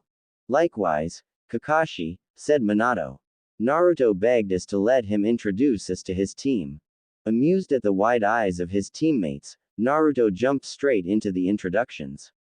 "Mom, Dad, this is Kakashi-sensei, Sakura-chan, and Sasuke-tem." "Watch your language, Naruto," yelled Kushina. "Besides, I don't know why you're so rude to Sasuke, he seems to be a fine young man." The Uchiha in question hid his slight blush at the compliment as Kushina continued. "And it's very nice to meet you, Sakura-san." Minato just shook his head, smiling at his wife's outburst. "Is your team training right now, Kakashi?"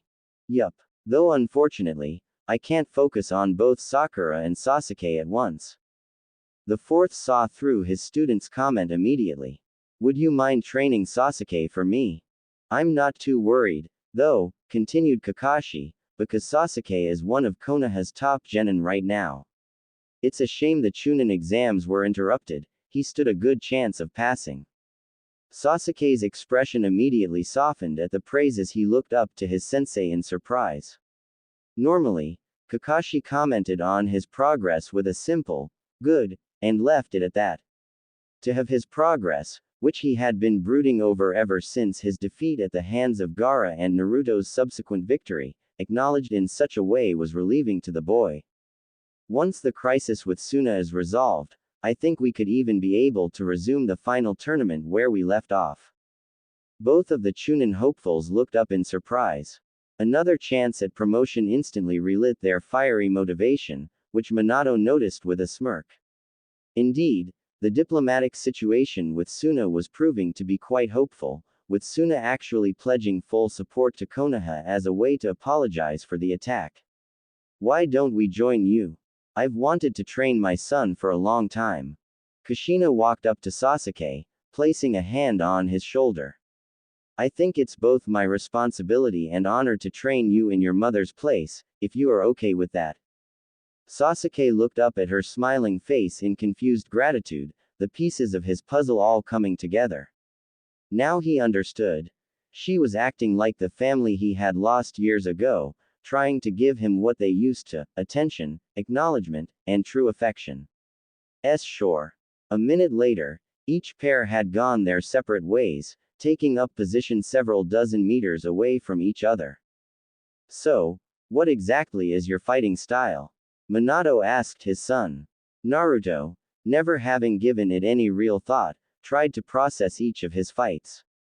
"I guess, I outnumber my enemy and attack them with everything at once, and try to trick them when that doesn't work. I dunno, really. Outnumber them," thought Minato. "Why don't you show me?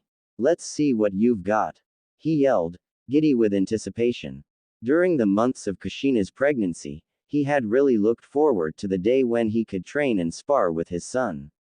"Yosh. Here we go, Shadow Clone Jutsu." A huge puff of smoke later, and Minato realized that he was completely surrounded by copies of his son. Shadow clones. There's dozens of them. Before he could consider all of the possibilities and benefits of such an ability, his son and the copies quickly swarmed him.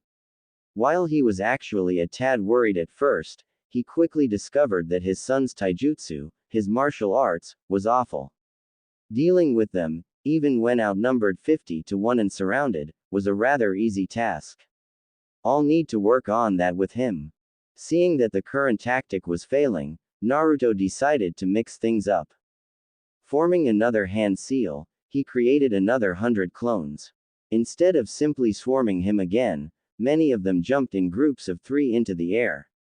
2 of each group grabbed the third and launched him down towards Minato, who looked upon the tactic in shock.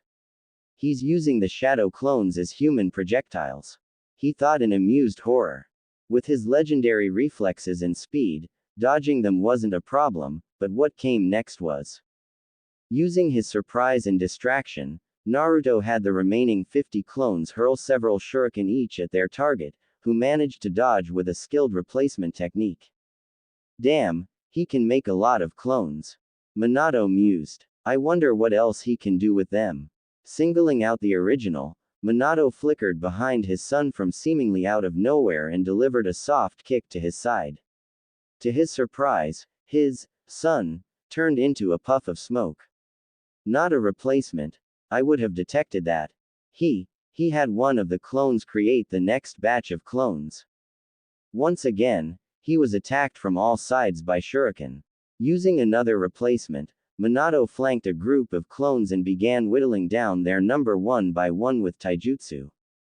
Frustrated that he couldn't land a hit on his father, Naruto desperately tried to think of a new tactic to do so.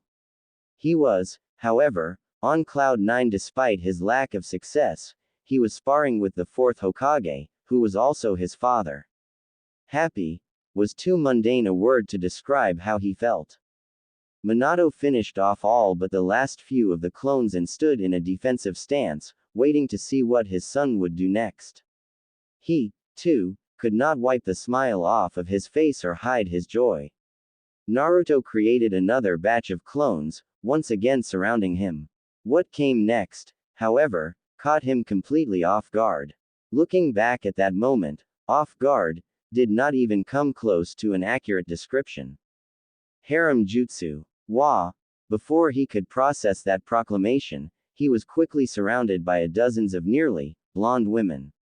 His mind feebly tried to come up with a response to this surreal situation, but it was a wasted effort once they slowly swaggered towards him.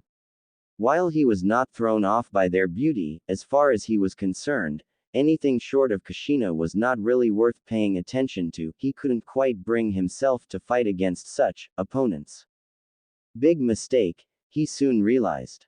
They tackled him to the ground, transforming back into their original form, and started delivering light punches all over his body. He curled up into a defensive position, laughing as he yelled, "Mercy! I give up! I give up!" The clones dispersed, revealing a hysterical Naruto holding onto his legs. Minato quickly joined in the laughter. While the technique was nothing short of terrifying from a parental perspective, he couldn't deny that it was effective. After all, it had worked against him. Recalling that Jiraiya had allowed Naruto to sign the Toad contract, he surmised that his sensei had been training Naruto. Of course, he was going to have a serious talk with the man when he got the chance. For now, though, he was more than content with sharing a good laugh with his son. 00.000.00. I may not have the Sharingan, but I can teach you some of the fire techniques I know, stated Kushina.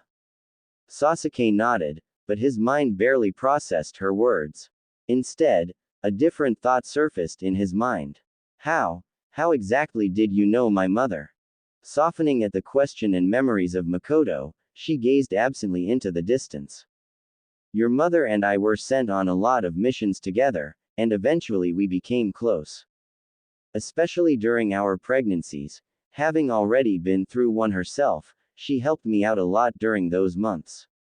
After closing her eyes for a few moments in reminiscence, she lowered her warm smile to Sasuke. You know, you're always welcome to come to me if you need anything. Whether you need someone to train you, or spar with you, or even just to talk, my door is always open. You're at the very least a family friend, Sasuke, though I think of you as more than that. Having no one to talk to or anyone who truly cared about you as an individual was one of the first bitter realities that Sasuke had to cope with in the days following the massacre. Even though he had found a teacher in Kakashi, he never found another person he could talk to openly. Though he didn't consciously realize it at the time, Sasuke was quickly opening up to her by the minute. What do you think of me as, then? Her smile grew as she answered. It's not really my right to do so, but I'm not sure your mother ever got the chance, so I guess I view you as my godson, Tte Bane. While her connection with Sasuke wasn't particularly strong in the general sense, she greatly sympathized with both him and Makoto. As the mother of a child whom she never got to see grow up, she felt more than inclined to do as much as she could for a child who had suffered a similar fate. Sasuke didn't even notice that his mouth was wide open. This woman was the first person he ever talked to about his family since the massacre, which was indicative of a strong relationship, at least as far as Sasuke went. She had a significant connection with his mother, and thought of him as family. Unable to think of what to say or do, he simply continued to stare at her. "Why don't we get started?" she asked, breaking the silence. A hesitant nod later, and she took a stance a short distance away. "This one is called the Dragon Napalm technique. Watch closely, and make sure to activate your Sharingan. 00.000.00. You've almost got it." Again, Sakura weaved the series of hand seals as instructed, casting an illusion on the silver-haired Jonin. From his perspective, he was suddenly held taut by chains that had erupted from underneath his feet.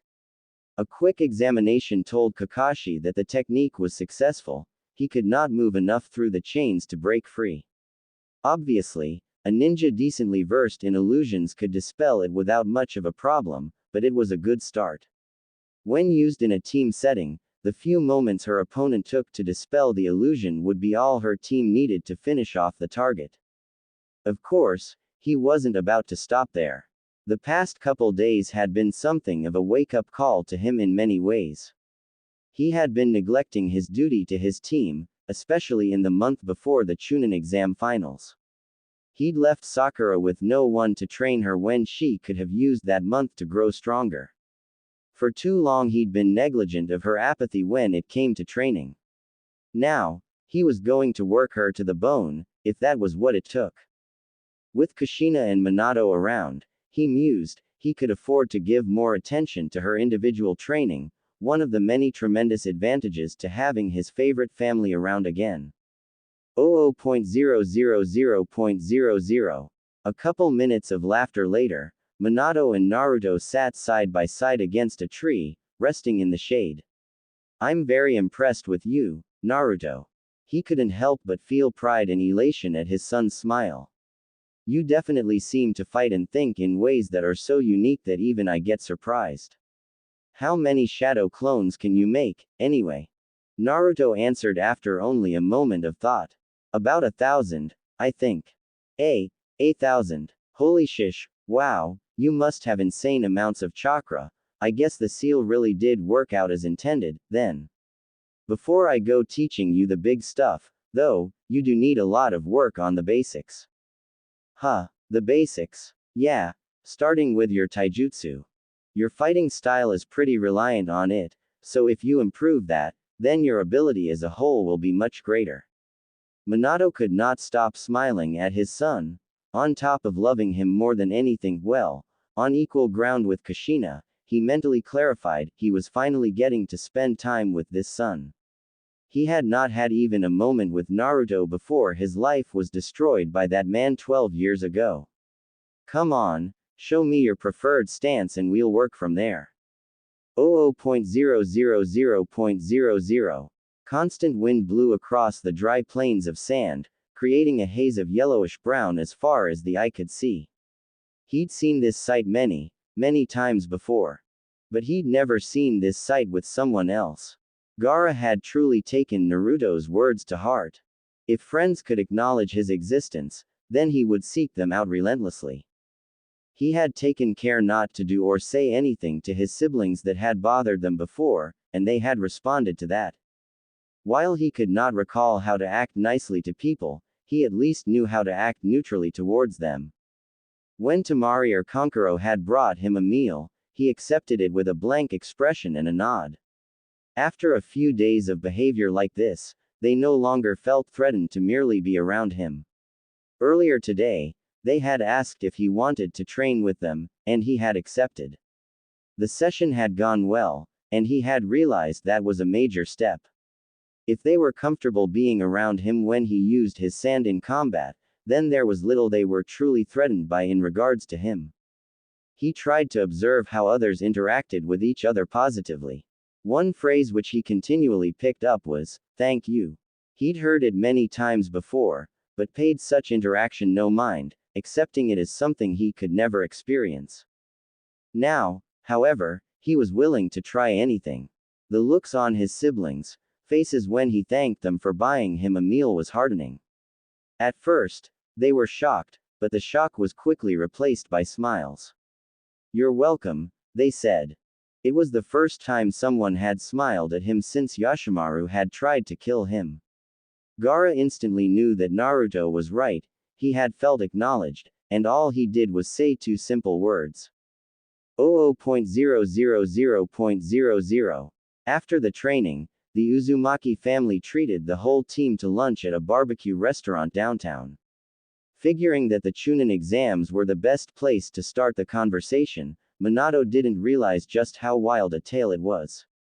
Almost immediately, he had to politely advise Naruto to speak slower for the benefit of everyone else. Since the boy looked up to his father almost reverently, he obeyed startlingly well. Well, the first part of the exam was this stupid written test where the questions were so hard. It was crazy. I don't know how we were supposed to know that stuff. You mean you didn't get the point of the test? Asked a stunned Sasuke. Point. Sasuke facepalmed. You were supposed to cheat to get the answers, idiot. The catch is that you weren't supposed to get caught doing it. Wide Eyes confirmed that the blonde had no idea that was the case. Ooh, so that's how you were supposed to do it. Wait a second, interjected Sakura, if you didn't figure out the answers and you didn't cheat to get them, how did you do it? I just left them blank. What? Yelled a startled Sasuke. You left them blank, and yet you decided to take the 10th question anyway. Well yeah, 'cause if I got the 10th question right, then we wouldn't have failed. Kakashi chuckled at the situation. Of course, Naruto would think like that. Any logical ninja wouldn't have risked remaining a genin forever when they hadn't been able to answer a single question beforehand. Only Naruto's backwards thought process would have someone who was hopeless in the first exam actually pass it. The 10th question, Kakashi clarified for the sake of his sensei and Kushina, was a psychological gambit. Ibiki said that if they chose not to take it, they all failed, but if they chose to take it and got it wrong, they would remain genin forever. Minato smiled at his son. So you chose to take the question? Oh, he more than chose to take it, commented Sasuke. He slammed his hand on the table, stood up, and yelled that he would become Hokage even if he was stuck as a genin forever. Naruto's parents beamed at their son in pride. It was such a Kushina thing to do, they could not help but feel joy at their son's actions. Kakashi had another laughing fit. Ah, and I wished so much at the time that you and Kushina could see how similar you two are. Seeing mother and son share another moment brought happiness to his injured heart. Well, what happened for the second part of the exam? He explained the rules of that test to Naruto's parents before allowing the genin to continue. Well, said Sakura, we got a heaven scroll, and headed into the forest. After a while, Sasuke-kun set up a long password so that we could identify each other. And at one point, Naruto went off to go, and when he came back, Sasuke demanded that he say the password, and he got it right, so Sasuke-kun attacked him. Wait, what? Asked Minato. If he got it right then why? Sasuke smirked. Because I knew that there was no way he'd remember it, so it must have been an imposter. Naruto pouted in response, much to the amusement of his parents. We fought off the imposter, but things went downhill from there, fast. Naruto was nowhere to be found. Hey, it's not my fault I was eaten by a giant snake from out of nowhere. Everyone at the table looked at Naruto in shock. Eaten by a giant snake? Asked an incredulous Minato. Well yeah, it was disgusting. I had to make a ton of shadow clones to make it explode from the inside to escape. It took several seconds for everyone to imagine that. Anyway, continued Sasuke, we were attacked by this freakish woman. She delivered such strong killing intent that we saw ourselves being killed. I could barely move. I managed to stab myself to erase the fear with pain, and retreated with Sakura. But that woman kept attacking us. She was freakishly strong. Then Naruto showed up. He told me not to give up our scroll. Now that I look back on it, I really have to thank you, Naruto. If I had surrendered the scroll, I think he might have killed me instead. Wait, he asked Kushina. Sasuke looked her dead in the eye. We learned a little bit later that she was actually Orochimaru of the Sannin. Minato and Kushina gasped, thinking back to the day of their resurrection. Their son had faced him. It was a shuddering thought. He continued to fight us. At one point, he summoned this giant snake to attack us. Naruto, he managed to stop it dead in its tracks though. His eyes were red though. Wait, how were your eyes red? You can't possibly have the Sharingan. Sasuke looked at his teammate, now very curious and confused. Naruto immediately stiffened at the mention of his red eyes, right along with all of the adults present. Minato and Kushina knew exactly what their son was talking about. Kushina had been in that same state many times before. Minato racked his mind for a way out of the situation, but Sasuke was clearly observant and intelligent.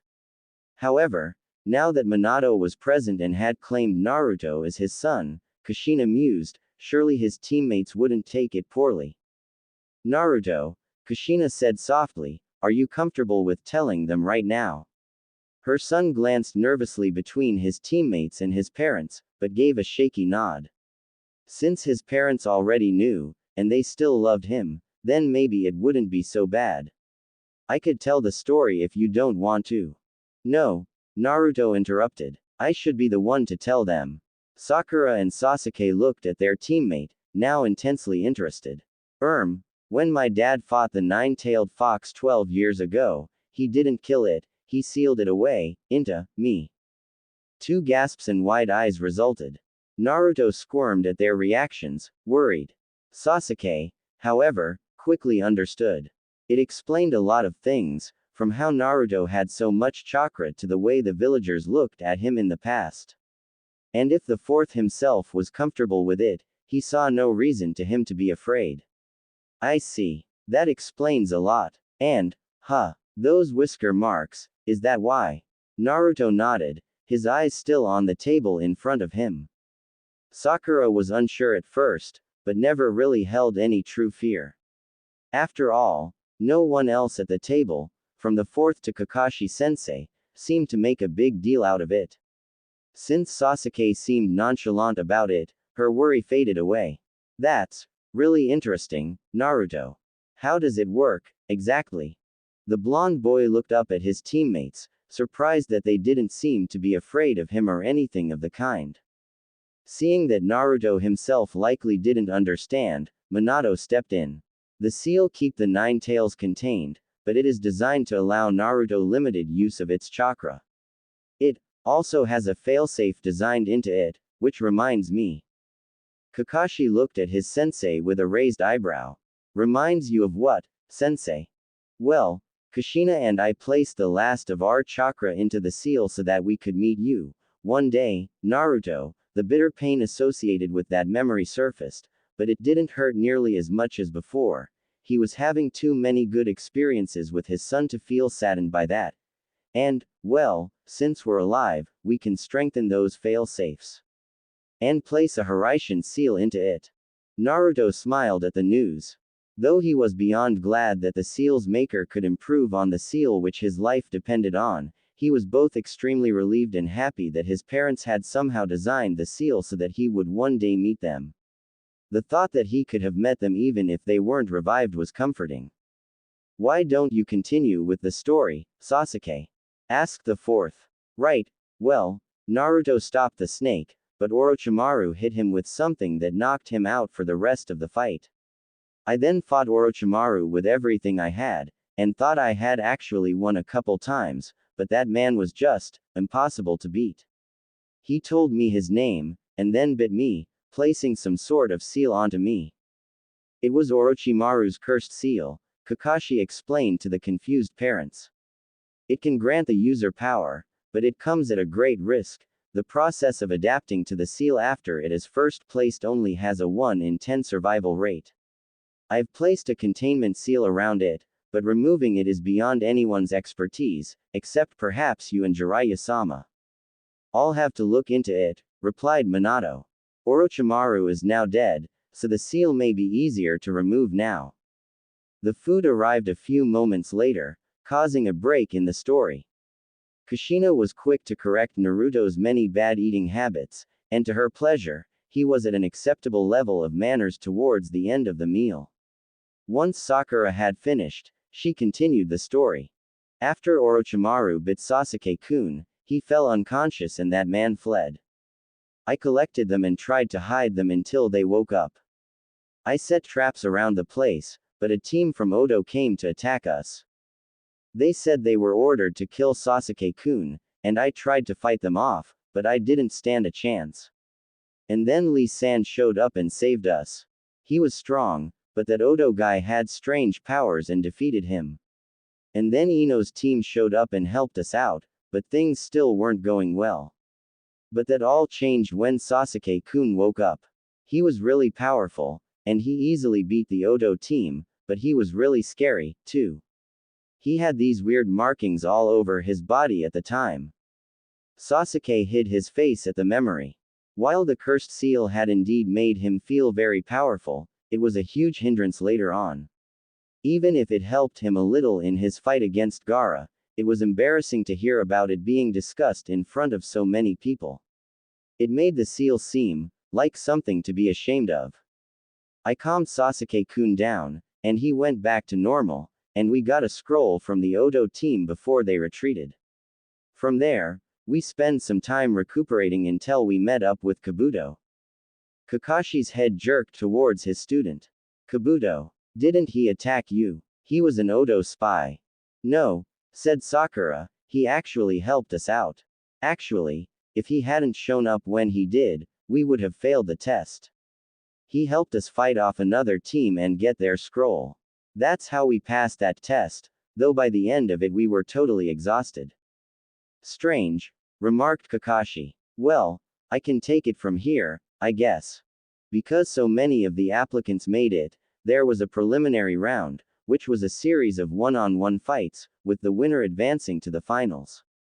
Sasuke had trouble because of his cursed seal, but managed to use Lee's taijutsu style to win. Sakura fought Ino blow for blow, ending in a double elimination tie, so neither advanced. Naruto faced Kiba, and Inuzuka. It was actually rather interesting. He surprised us all there.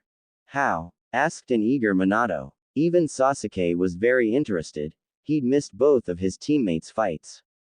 Well, he took a big hit right from the start, and everyone thought he was finished right then and there, but he got right back up, of course. He managed to trick Kiba at one point. Kiba had used a beast transformation with his hound, thus making them both look identical. Since Kiba used a smokescreen to make the most out of his sensory advantage, Naruto transformed into a copy of Kiba when the smoke cleared. They all looked identical, so Kiba couldn't tell who was who at first, but his smell told him the answer, and Kiba hit Naruto right in the face. However, Naruto transformed right into Kiba's hound, tricking Kiba into thinking he had actually hit his companion, and turned around and slugged the other Kiba clone. Naturally, this took Kiba's hound out of the fight, while Naruto got back onto his feet. Then, well, things got rather interesting. Kiba still held the advantage in speed and taijutsu, since Naruto was too chakra exhausted to use clones en masse like usual, and he didn't seem to stand a chance, until Naruto farted at point-blank range, right into Kiba's nose. Kushina broke into hysterical laughter while Minato just gaped at his son. Sasuke merely raised an eyebrow at his teammate. That gave Naruto the opening he needed, and he made 4 shadow clones, and hit Kiba with an impromptu taijutsu combo, winning the match. Minato smiled at his son, growing familiar with his son's tactics quite fast. Wow, nice job, Naruto. The blonde shied under the praise, but smiled. Sasuke felt a little sour by the exchange, recalling the total lack of praise and acknowledgement from the people he cared about the most. Sensing this, Kushina tried to alleviate his bitter thoughts. You copied Lee-san's taijutsu, didn't you, Sasuke? A small nod was all she got for a response. The fact that you managed to win despite exhausted and hampered by Orochimaru's cursed seal is a feat in and of itself. It seems that the will to never give up is something you and Naruto share, Sasuke. He finally met her eyes, his expression noticeably softer. Kushina mentally sighed in relief, happy that she was able to cheer him up. Indeed, added Kakashi. These two have a knack for not stopping until their body gives out on them first. Though I must give credit to Sakura, as well, she really gave it her all in her match with Ino. Sakura blushed, happy to have a little acknowledgement for her efforts. She was no fool, though, and knew that she was nowhere near the level her teammates were on. After that, Lee-san fought against Gaara, the one-tails Jinchuriki. Jinchuriki? Asked Sakura. A host of a tailed beast. There are 9 tailed beasts. The more tails, the more powerful it is. Gaara's tailed beast was the one-tailed Shukaku, while Naruto holds the most powerful one of them all, the 9-tailed fox. Of course, we didn't know that Gaara was a Jinchuriki at the time. Gaara controls sand that he keeps in a gourd. It's able to form a strong, omnidirectional defense. Lee, who is only able to use taijutsu due to a defect in his chakra coils, lacked the tools to win. That said, he fought on an incredible level, using nothing but taijutsu to push Gaara around and wound him. He even used up to 5 of the celestial gates, and almost defeated Gaara, but the damage done to his own body was too great. Gaara crushed his leg and arm, and Lee-san won't be able to recover enough from his injuries to resume his ninja career. Minato and Kushina frowned at the news. Is there any way to heal his injuries? He asked. Kakashi sighed. No one in Konoha has the ability to heal something like that, he'd need the best there is to even have a chance. And Tsunade-sama left the village a long time ago. Minato made a mental note to consider the possibility later before asking his student to continue. Well, everyone was given a month after that to prepare for the final matches. I assigned Ebisu-san, a special Jonin instructor, to teach Naruto while I taught Sasuke, who shares a similar fighting style to me. Though how you managed to get Jiraiya-sama to help you, I have no idea. Jiraiya-sensei is his godfather, answered Minato. Really? Naruto asked. Wow, he's a weird guy. On my first day with Ebisu, we were training at the hot springs. He was teaching me how to walk on water, which was really hard. Then he sees this guy peeping through the fence, and goes over to yell at him, but Pervy Sage knocks him out without even trying. Pervy Sage? Minato repeated incredulously. A moment later, he burst into laughter. That fits him, all right. I'm gonna have to remember that one. Anyway, I told him that since he knocked out my teacher, he'd have to teach me. And I followed him around, begging him, until he finally said he would. I got the water walking right on the first day, and he had me sign the Toad contract after that. That's what I worked on for most of the month, and he tried to get me to use the 9 Tails chakra. And that's how you summoned Gamabunta? Asked Minato. He nodded. Well, kinda. I wasn't getting it right at all, until only a couple days were left. It wasn't until he pushed me off a cliff that He what? Yelled everyone at the table, some louder than others. Minato scowled. He was going to have a serious talk with his sensei the next time he saw him. He pushed me off a cliff into a ravine, and I entered this weird place. It was dark and creepy, it was like a leaky sewer or something. And then I walked into a room, and there was this huge cage with a seal on it. Kushina realized what her son was talking about. The giant cage was where the 9 Tails was jailed, but the sewer, her thoughts took a depressing turn. That was his mindscape, she realized.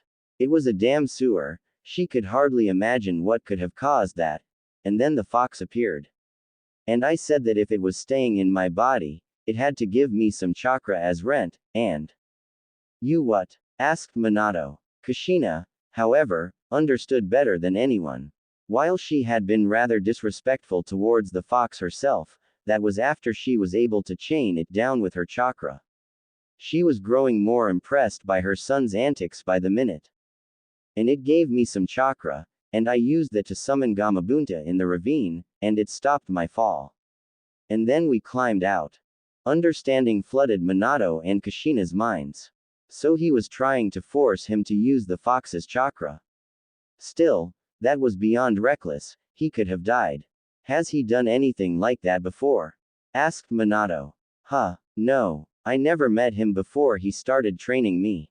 Minato discreetly tightened his fists until they turned white. He's got a lot of explaining to do. Kushina didn't even bother to hide the bulging vein in her forehead or frown on her face.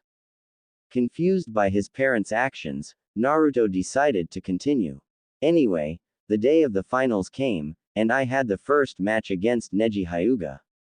Naruto then went on to describe his fight, including Neji's destiny, mentality. When Naruto described Neji's anguish over his caged bird seal and his father's death, Minato cringed. The Hyuga matter was something he always hated, and planned to eventually change as Hokage. He was especially impressed at his son's tenacity, who kept on fighting despite having his chakra completely sealed off. He drew on the Nine Tails chakra without transforming, earning praise from Kushina, who didn't manage such a feat until she was 16.